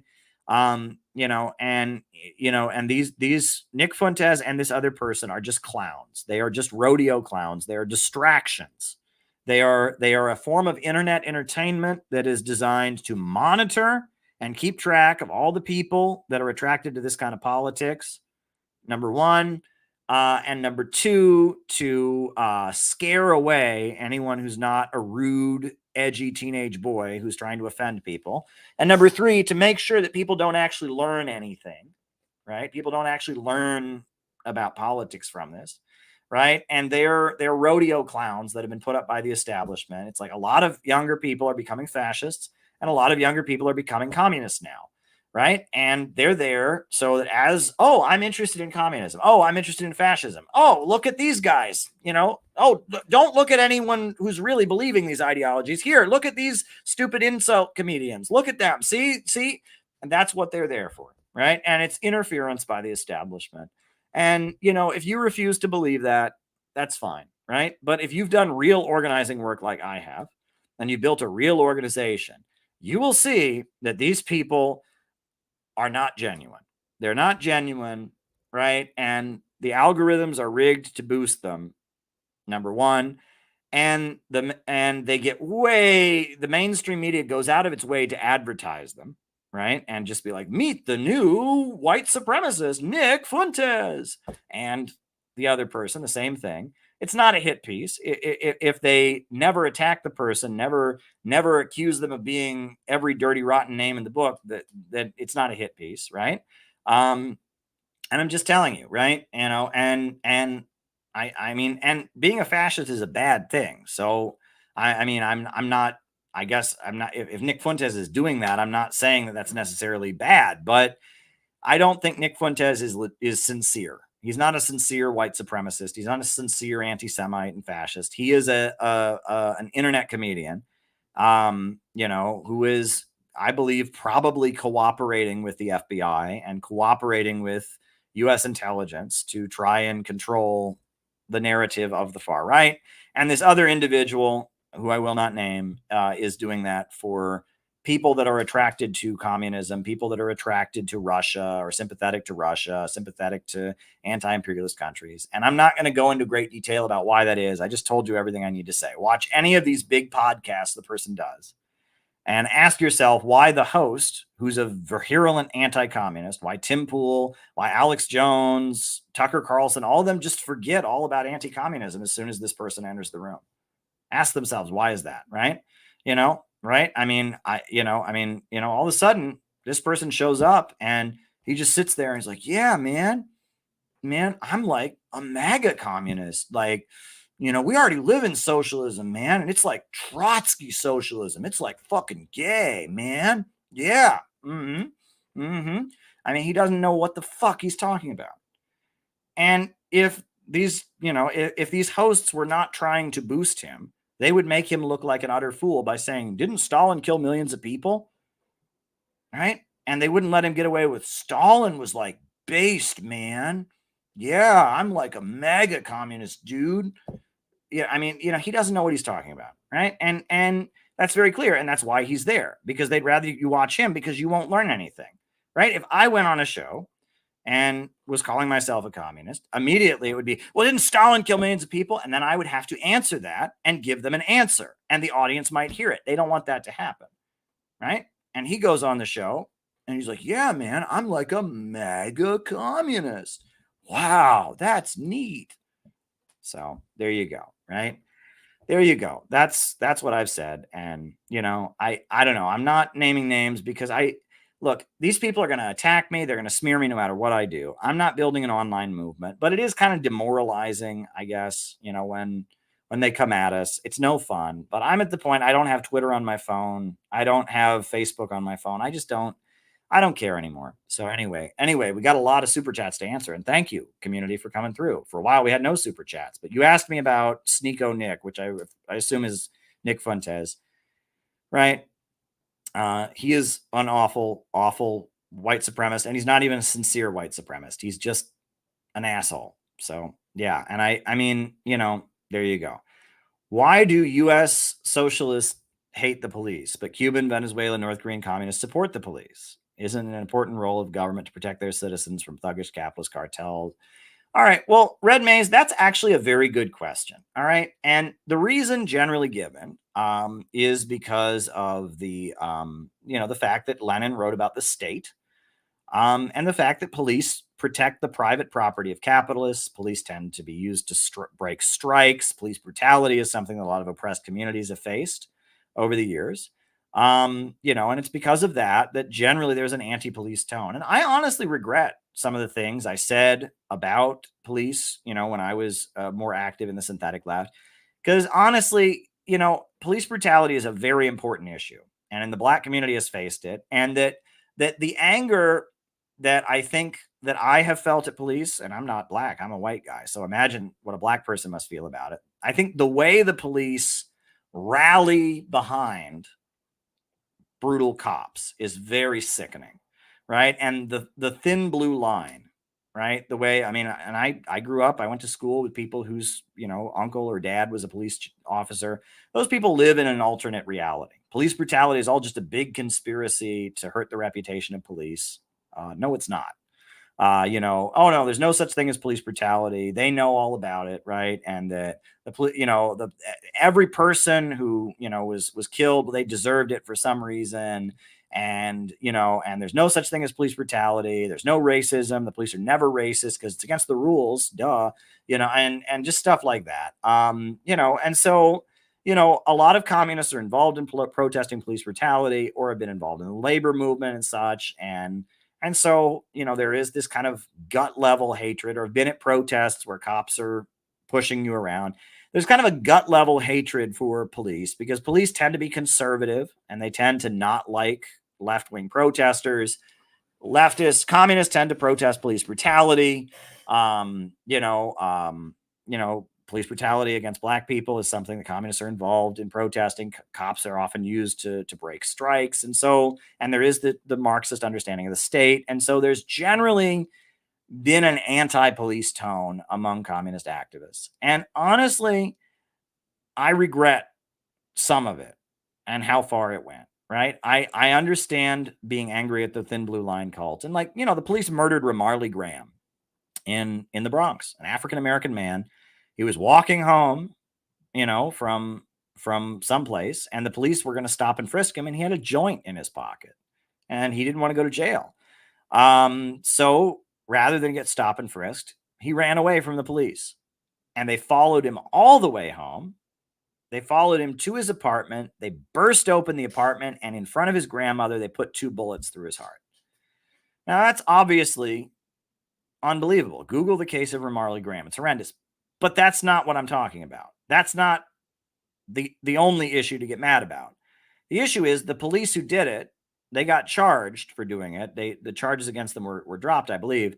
But every single one of those cops' hearings was full of other cops who applauded for the cops who murdered Ramarley Graham. Every time you walked into the room, they were like, yeah, and they were supporting these cops who did this. Why? That is sickening, right? And so to feel anger about that, and I worked around police brutality cases in Cleveland where I saw prosecutors retaliate against witnesses, right? I was involved in a police brutality case in Cleveland where, this family had faced some police brutality. So their neighbor was an elderly white lady, and she got up and testified on their behalf. And as she was leaving the courtroom, she had a very common name like Emma Smith or Ann Smith or something. So as she's leaving the courtroom, this is like an elderly woman, like in her 70s, 3 cops grabbed her and shoved her against the wall, right? And handcuffed her and arrested her, and shoved her against the wall because they had a warrant for the arrest of someone with the same name who was like 19 years old. And they knew it wasn't her, but they wanted to retaliate against her because how dare she testify against them, right? And the prosecutor was standing there laughing as this old woman is being shoved against a wall by cops who know that she's not the woman on the warrant just because they didn't want her to testify about an incidence of police brutality. These things are pretty sickening, right? And so the anger at police, and if you're in that Thin Blue Line cult where you just deny that any of this happens, you're probably getting really angry with me for saying this, okay? And I'm sorry that it's making you angry that I'm saying this. And I honestly do regret. And I do think that, I'm telling you all of this to say that being angry at the police and how they've operated in the United States, there's a basis to it. Now, the next part I'm going to say is probably going to anger a lot of leftists, which is that I admit that when I was an Occupy Wall Street activist and other things, the hatred for cops was way out of control. All right. It was way out of control and it was emotional, right? It's based on seeing things like that, based on the way the police acted during Occupy Wall Street and stuff. But you shouldn't dehumanize anybody, right? And a lot of the chants and a lot of the way the leftists operate, they're dehumanized. Police are people. Police have kids. Police have spouses. They risk their lives. And most of the time, police are not dealing with, let's just be real. Most of the time, police are being police. They're not dealing with protesters. They're dealing with criminals, and, police don't get called when there's a good situation. Okay. They don't get called when, no one's having a great day. And so they call the police. All right. I think that's actually illegal, right? If you were having a great day and you called the police, that would be a false, alarm call. So being a cop is a job where you're constantly going to very hostile situations. You're constantly dealing with people who don't want you to be there. And you're also dealing with people who do actually commit real crimes, which does happen, right? Police have to deal with drug dealers and child molesters and really bad people. Okay. And so police are surrounded by very bad people. And on top of that, even if they're not surrounded by bad people, they're surrounded by people who don't want them to be there. And, you know, you have to sympathize with them and, you know, on that level. Right. And so it's complicated. I've learned to see nuance in all things. I'm still very, very angry about how the police treated people at Occupy Wall Street. I'm still very, very angry about how I saw police retaliate against people who testified against police brutality. I'm still very, very angry about how police rally in support of cops who murder innocent people, and they just cheer for them and they all line up and they lie for them. I'm mad about how police lie on the witness stand, which is routine. That's routine. I mean, you know, and many legal scholars talk about this. I mean, I've heard judges say that they would never believe anything a cop says on a witness stand because they lie all the time. The prosecutors and the cops are good friends, and they tell the cop, you're going to say all of this, and the cop gets up there and lies his teeth off, right? So I think anger at police makes sense, but it's you know, just like anything else, you don't gain anything by hating. And I've learned that the hard way, right? I mean, and I think there are good people that become police officers, and maybe being a police officer crowds their judgment, and maybe, you know, but I think there are a lot of people with good intentions who become police officers. And I think that, that dehumanizing anybody is never a good thing. Cops are people. There's a toxic culture in a lot of police departments, and the job they're doing puts them in a situation where, you know, it's going to put them under a lot of stress, and it's going to make them kind of unpleasant to deal with. But cops are people. They really are. And if you dehumanize anybody, right? If you dehumanize anyone, you've lost, right? That's not your job. You know what I'm saying? It is never a good thing to dehumanize anybody, ever. It's never a good thing to dehumanize anybody. And that while we can recognize that the job that cops often have to do is not a good one, not always, though. I mean, they do go after child molesters. They do go after rapists. They do go after drug dealers. I mean, you know, they do go after, you know, people who rob people on the street. I mean, a lot of what cops do is just, you know, and a lot of people have said being a cop is one of the most boring jobs in the world, right? I mean, they just kind of sit around a lot of times, but they do go after very bad people, and they deal with people who don't like them. And so we shouldn't be hating. I think that a lot of the language that I've used in the past when I was a young activist for police, I apologize for that. And if there's anyone here who's a family member of law enforcement or is former law enforcement themselves, and you can stomach what I said before, which I stand by everything I said before about police brutality and retaliating against witnesses, and I stand by that. But at the same time, I do apologize, right? I don't want to get into detail, but I have used words for police in the past. I've said things when I was a young activist that I regret, right? I don't hate police. I don't hate police. You know, I don't, right? And I have anger at the culture in police departments. And I have anger at how people that are in the police world, that are in like the Fraternal Order of Police or whatever, are like blinded or like delusional about the reality of police brutality and all of that. But I don't hate police. You shouldn't hate anybody. You shouldn't dehumanize anybody. So that's kind of where I'm at, right? And it's a tough issue for me because I have been very solidly on the other side of this. I'm never going to be a Blue Lives Matter guy. I'm never going to be that. Okay. I mean, I do think blue lives do matter, but I'm never going to be like, I'm against Black Lives Matter because the police. I'm never going to be like that, right? I do think the lives of police matter, but you know, cops are people. A lot of good people become police. A lot of innocent police officers get killed for doing, you know, jobs that are, I mean, they help people, you know, or they are on the front line. I mean, so I am at the point where I think that the hatred for cops and the dehumanization of police, the idea that police are just evil people. That needs to stop. It's not helpful. It's not rational, right? It's not rational. You know, right?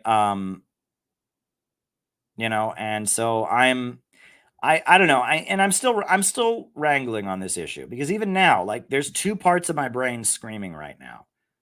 Right? There's two parts of my brain screaming. One is me remembering all the things I've seen police do over the years as an activist and getting angry about it. There's another part of me that's saying, come on now, Caleb, you know, so I don't know. I'm still growing on this issue, but I just told you the two sides of my mind on this issue.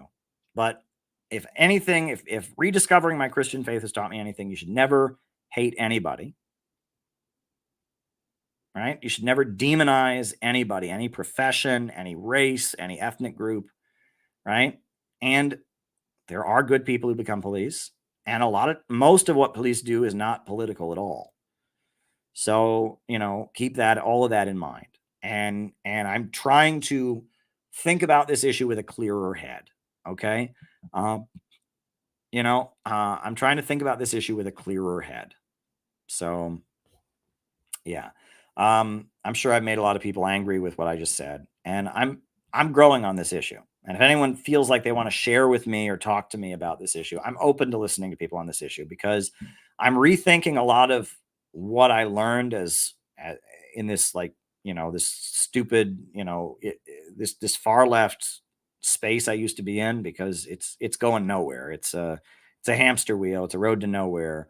So I don't want to be that anymore. But I can't unsee what I've seen.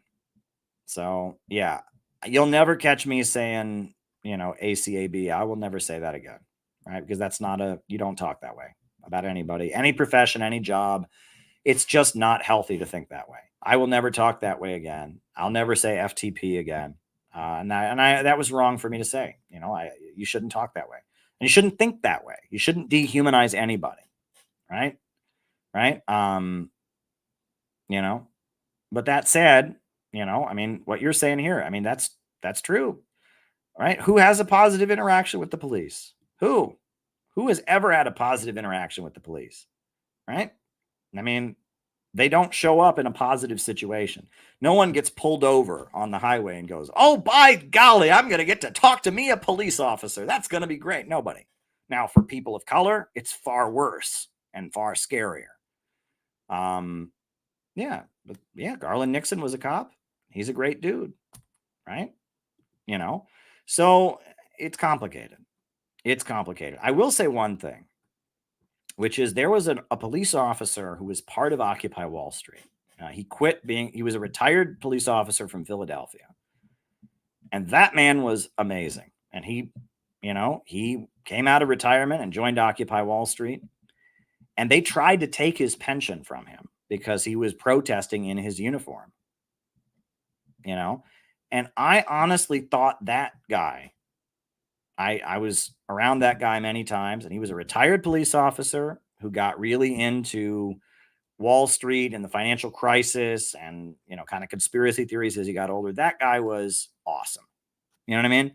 He was one of the kindest people. And, he he'd retired from being a police officer, and he made a point of saying, I am a retired police officer and I am an Occupy Wall Street protester. I thought he was pretty cool. And I try to think about that. And I just, you don't ever want to hate anyone. You don't ever want to demonize anyone. Right. But the other thing I'll tell you, and I'll just throw this out there, don't talk to cops. When they say to you, anything you say can and will be used against you in court, they mean it. They mean it. Right. Any lawyer will tell you this. It's not because they're bad people. It's just, right. The cops are not there to help you make your defense. Okay. And if you say things to police officers, they will be reinterpreted in ways that can be used against you in court. So if you're trying to not go to prison, you should avoid sharing information with police officers generally, right? You don't have to talk to them unless they've got a subpoena, right? And if you get arrested, keep your mouth shut, because anything you say will hurt you or someone else that you're close to. And if the cops knock on your door and they don't have a warrant, don't open the door. right? And if the FBI knocks on your door, and they don't have a warrant, don't open the door. You don't gain anything by talking to the FBI. You don't gain anything by talking to the police, right? So, you know, while we don't want to dehumanize or hate anybody, you don't talk to them. You don't talk to them, number one. And, you know, I mean, we can admit that there is some toxic culture there with the thin blue line and all of that. So it's complicated. This is nuance. This is nuance. Okay. Yeah. So I hope that that answers your question, Red Base. I hope that that was a sufficient answer. So the next question, do you have any analysis on Sudan and the Congo? Well, Sudan, you know, Sudan is an anti-imperialist government, and the USA has been trying to break apart Sudan for a really long time, and they did. South Sudan is basically a colony of Israel. It's the Israeli military that's there. Israel controls South Sudan. And the Darfur region, they're trying to break that apart as well. And they play Muslims against Christians, right? And this is it. The thing about Sudan that's important. Everyone in Sudan is black, okay? But the way the Save Darfur media tries to make it out, they want to make it sound it's black African Christians versus Arab slavers. That's not true. The Muslims of Sudan are black Africans, and the Christians of Sudan are black Africans. And this is the imperialists have been trying to manipulate Christians and Muslims against each other all over Africa. Right? In Nigeria, there's been civil war between Christians and Muslims. There's Boko Haram, which is a brutal terrorist organization that, you know, and there's all kinds of ugly history of this. And that, you know, that Sudan, you know, is a country that, you know, that has a somewhat anti-imperialist government that is more friendly to China than to the United States. And the USA has been fomenting and funding civil war in the country for a very, very long time. And they succeeded in breaking South Sudan away from Sudan.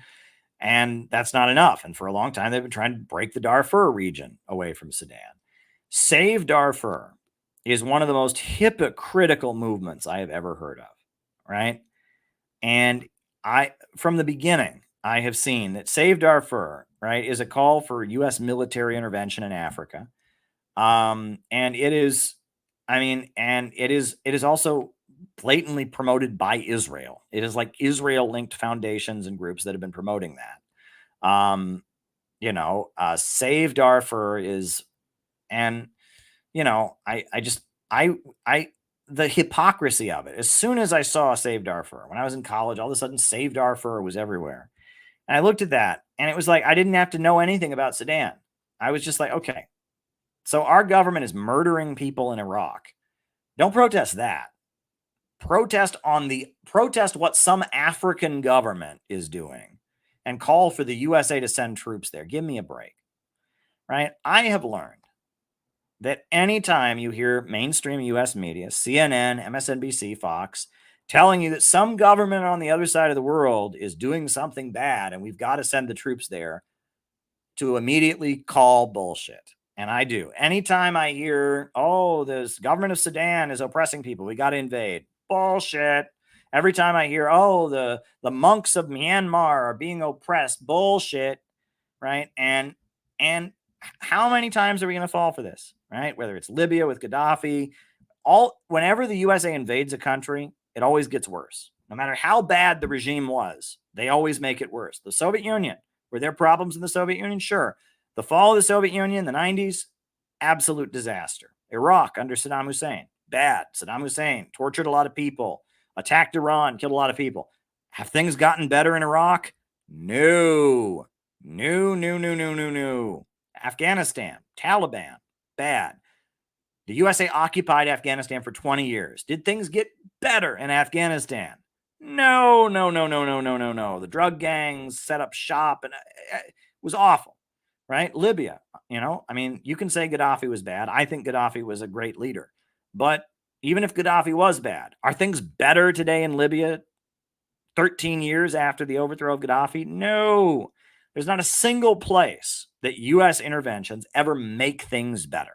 So Save Darfur, I don't want to hear it. I really don't want to hear it. I'm not interested. And that there's this whole game. The USA has its military all over Africa, and its military is there to kind of push back. China is increasing its role in Africa, and African countries are increasingly aligning with Russia and aligning with China. And as a result, they're getting development and investment. And the U.S. military is there in Africa just to push back against that. And you'll notice that when the recent wave of West African countries asserted their independence, the first thing they did is tell the UN to get out and tell the United States military to get out. So any movement that is calling for an increased U.S. military presence in Africa, not good.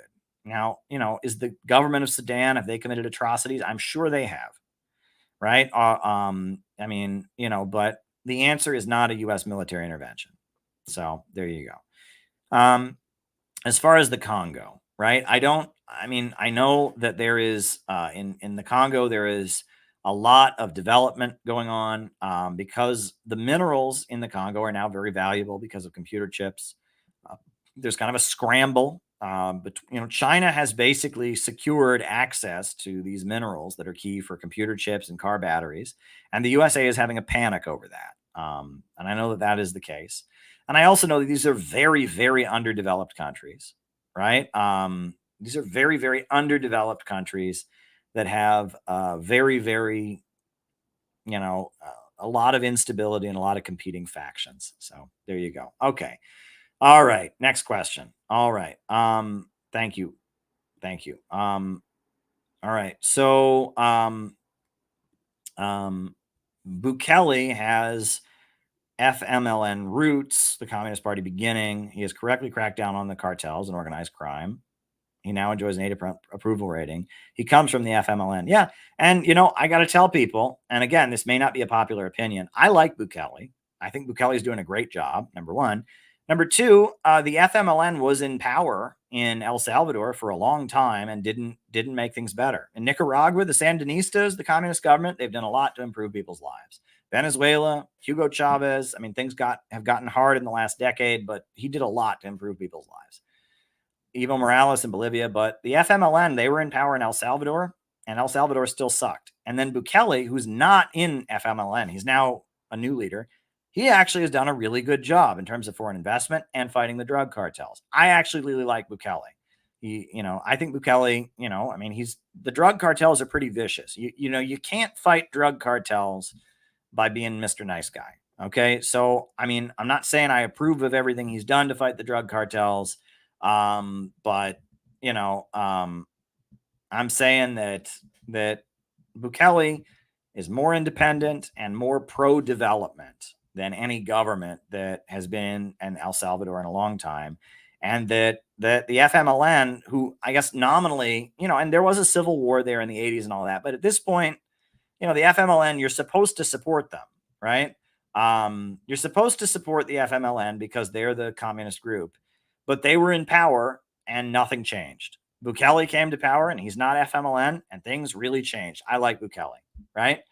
I like Bukele. So I think he's doing a great job. I'm pro Bukele. And there's a lot of leftists who disagree with me and say, no, he's a fascist or whatever, but I like him.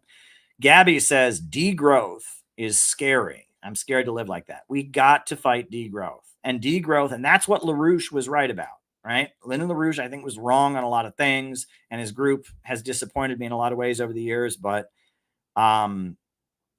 he realized that the ultra rich were taking over left-wing activism in the 60s after McCarthyism had crushed the Communist Party. As the civil rights movement got going and as the hippie thing started, it was very clear that leftist politics was reinvented, funded by the Ford Foundation, funded by the Rockefellers and the ultra rich, and it was pushing degrowth politics. And Marxism is not degrowth, right? Karl Marx wanted so much wealth in the world that the state would fade away and that we could have a society of absolute equality because there's enough for everybody. And so the idea, and degrowth is really dangerous, and degrowth is fascism. And I am very, very, very, very opposed to degrowth. And LaRouche was right when he realized that is the dividing line, right? And that the John Birch Society, this kind of middle class uprising in American politics, was very confused, and they thought that, you know, the Rockefellers are communists and all of that because they're funding left-wing activism, but really they're fighting degrowth, and that the far right in the United States and the working class ultimately have the same goal, which is to stop degrowth, right? The liberal order, the liberal ultra-rich that want to impose social engineering to stabilize society and forcibly reduce consumption, they are the main danger. And the far right, they want free market capitalism, and genuine socialists want a planned economy. But at the end of the day, it is the imperialists, the ultra monopolies that want to impose degrowth. They are the main danger. And I would never have learned that if it hadn't been for LaRouche, and I give them full credit for it. Okay, next question. We have hundreds of billions to white Europeans in Ukraine to delete communists. We won't send a peso to Mexico to deal with the cartels. Well, the USA does give a lot of money to Mexico to fight the cartels, but a lot of that ends up in the hands of the cartels. I mean, the USA has given huge amounts of military-grade weapons to the Mexican police, and the Mexican police hand them over to the cartels. And that, you know, the Mexican deep state is very, very much controlled by the American state. And that's why AMLO, I mean, it was very hard for AMLO to do anything good, because the deep state, the Mexican police, the Mexican military are very much controlled by the United States. Now, things are shifting, and Mexico is moving in a very independent direction, but it's taken a lot. And like, I'm excited about this new president of Mexico. I think she's very exciting and interesting, but we'll have to see what she accomplishes. But, you know, she seems like she's from a good place. So I like her. I like her a lot. Yeah. And I'm hoping that she does a good job, but I'll judge her by what she does, not what she says. Do you agree with the death penalty? Well, Gabby, for the most part, no. Right? I think that the death penalty shouldn't exist. However, in some circumstances, countries have to have it. Right? I think in the United States, the way we do the death penalty, it's not necessary in the United States, and it's sick. Okay? Let me first of all say that. Right? In the United States, we're a fully industrialized country. We're not, you know, we're not at war. I mean, we're a pretty stable country, all things speaking. We don't need to have the death penalty. And the way we do the death penalty in the United States is not a deterrent at all, right? You know, most people who commit murder and get convicted of murder don't get the death penalty in the United States. So, right, I mean, and then those who do, in order to do it, you have to have either killed a police officer, or you have to have committed, like, you have to be like a serial killer, right? And no gangster who's fighting the police is going to go, oh, I better not kill the police officer because 25 years from now, I might get the death penalty. No gangster is thinking that. And no axe murderer who, you know, kills kids and eats them is going, oh boy, I better not kill kids and eat them because I might get the death penalty 25 years from now. It has no deterrent value whatsoever. None, right? The crime of murder is generally a crime people commit in an irrational state of mind. And so the idea of applying a consequence to it to deter people from doing it is not effective, because, you know, in order for you to go, what are the cost benefit? You know, someone who's in a state of mind where they're going to kill somebody else is generally not somebody who can do a cost benefit analysis. You know, it's like, you know, if someone's going to kill somebody else, they don't sit there and go, I'm going to make a chart of the pros and cons of killing the person. Okay, if I kill the person, blah, blah, blah. If I don't kill it doesn't work like that. People that are in a state of mind where they murder somebody else are irrational. So saying that you're going to impose the death penalty on them for murdering somebody else, it's like you're expecting someone in an irrational state of mind to be rational enough to go, I better not do that or I'll get the death penalty. Doesn't work that way. So right there, you got a problem. And then on top of that, if you want it to be a deterrent, you should at least apply it in a way that they get it like immediately after being convicted. But the idea that you might get the death penalty in 25 years, it doesn't deter anybody. Okay. So the way we do the death penalty in the United States, it's not a deterrent at all. It's a ritual. It's a sick ritual, right? And it's mainly a favor to the police.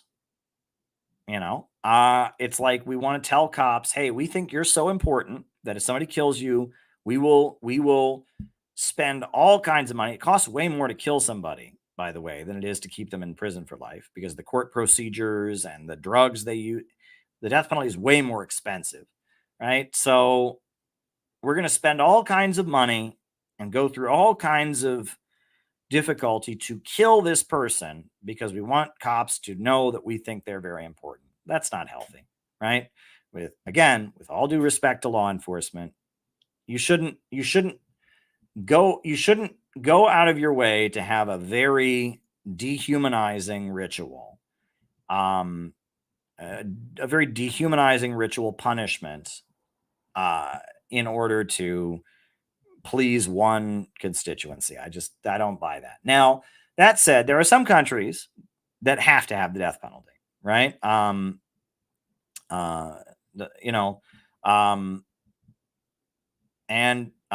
of those countries is Iran. Iran has got drug cartels and Sunni separatist terrorist groups on their border. And those groups are known to go into people's homes with guns, point guns at them and say, do what we say or we kill you. The only way the government has any chance of fighting those groups is they have to have the same threat. And they do in Iran. Hey, you work with the drug cartels, we kill you. Right? In Iran, you work with the Sunni separatist groups that commit terrorist attacks, we kill you. You work with Al-Qaeda, we kill you.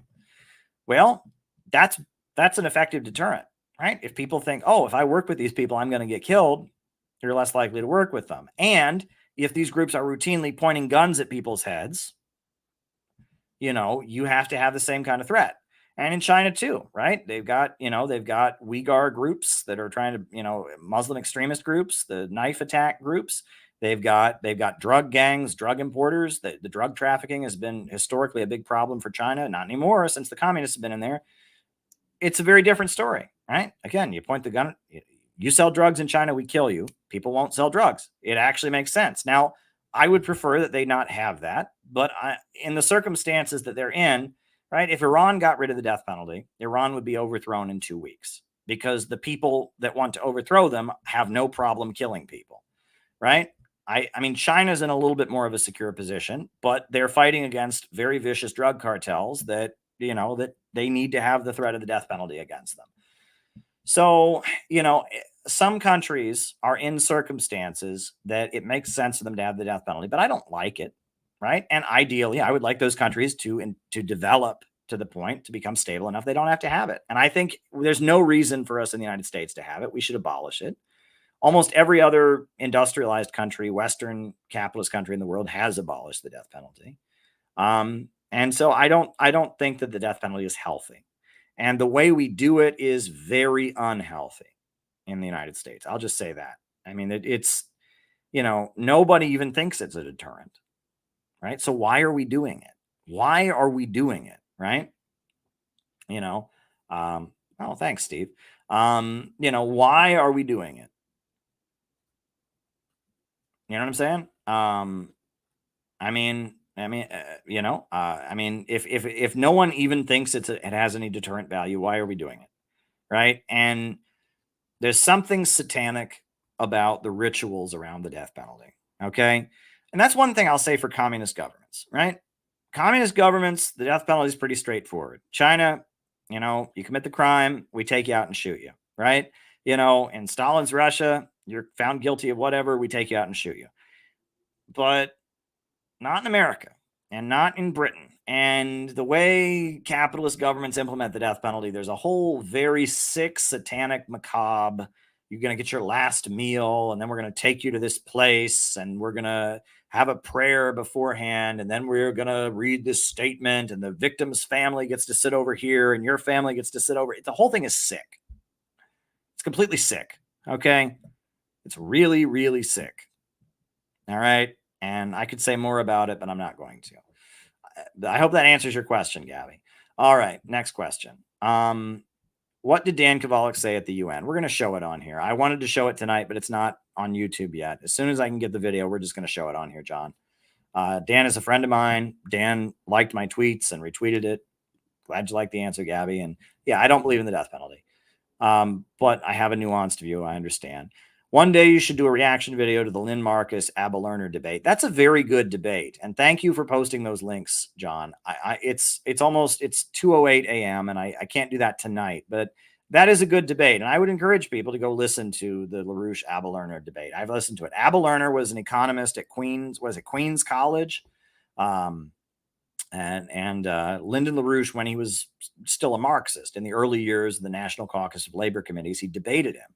And it was a really big deal. And it was kind of a defining moment in LaRouche's early years when he debated this pro-austerity economist who was arguing for austerity.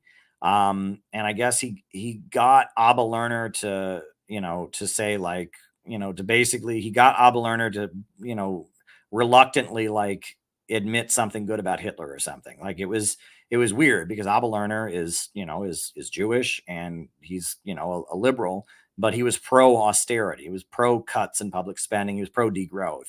And they were arguing about the economics of Weimar Germany. And Abba Lerner was like backed into saying something pro-Hitler.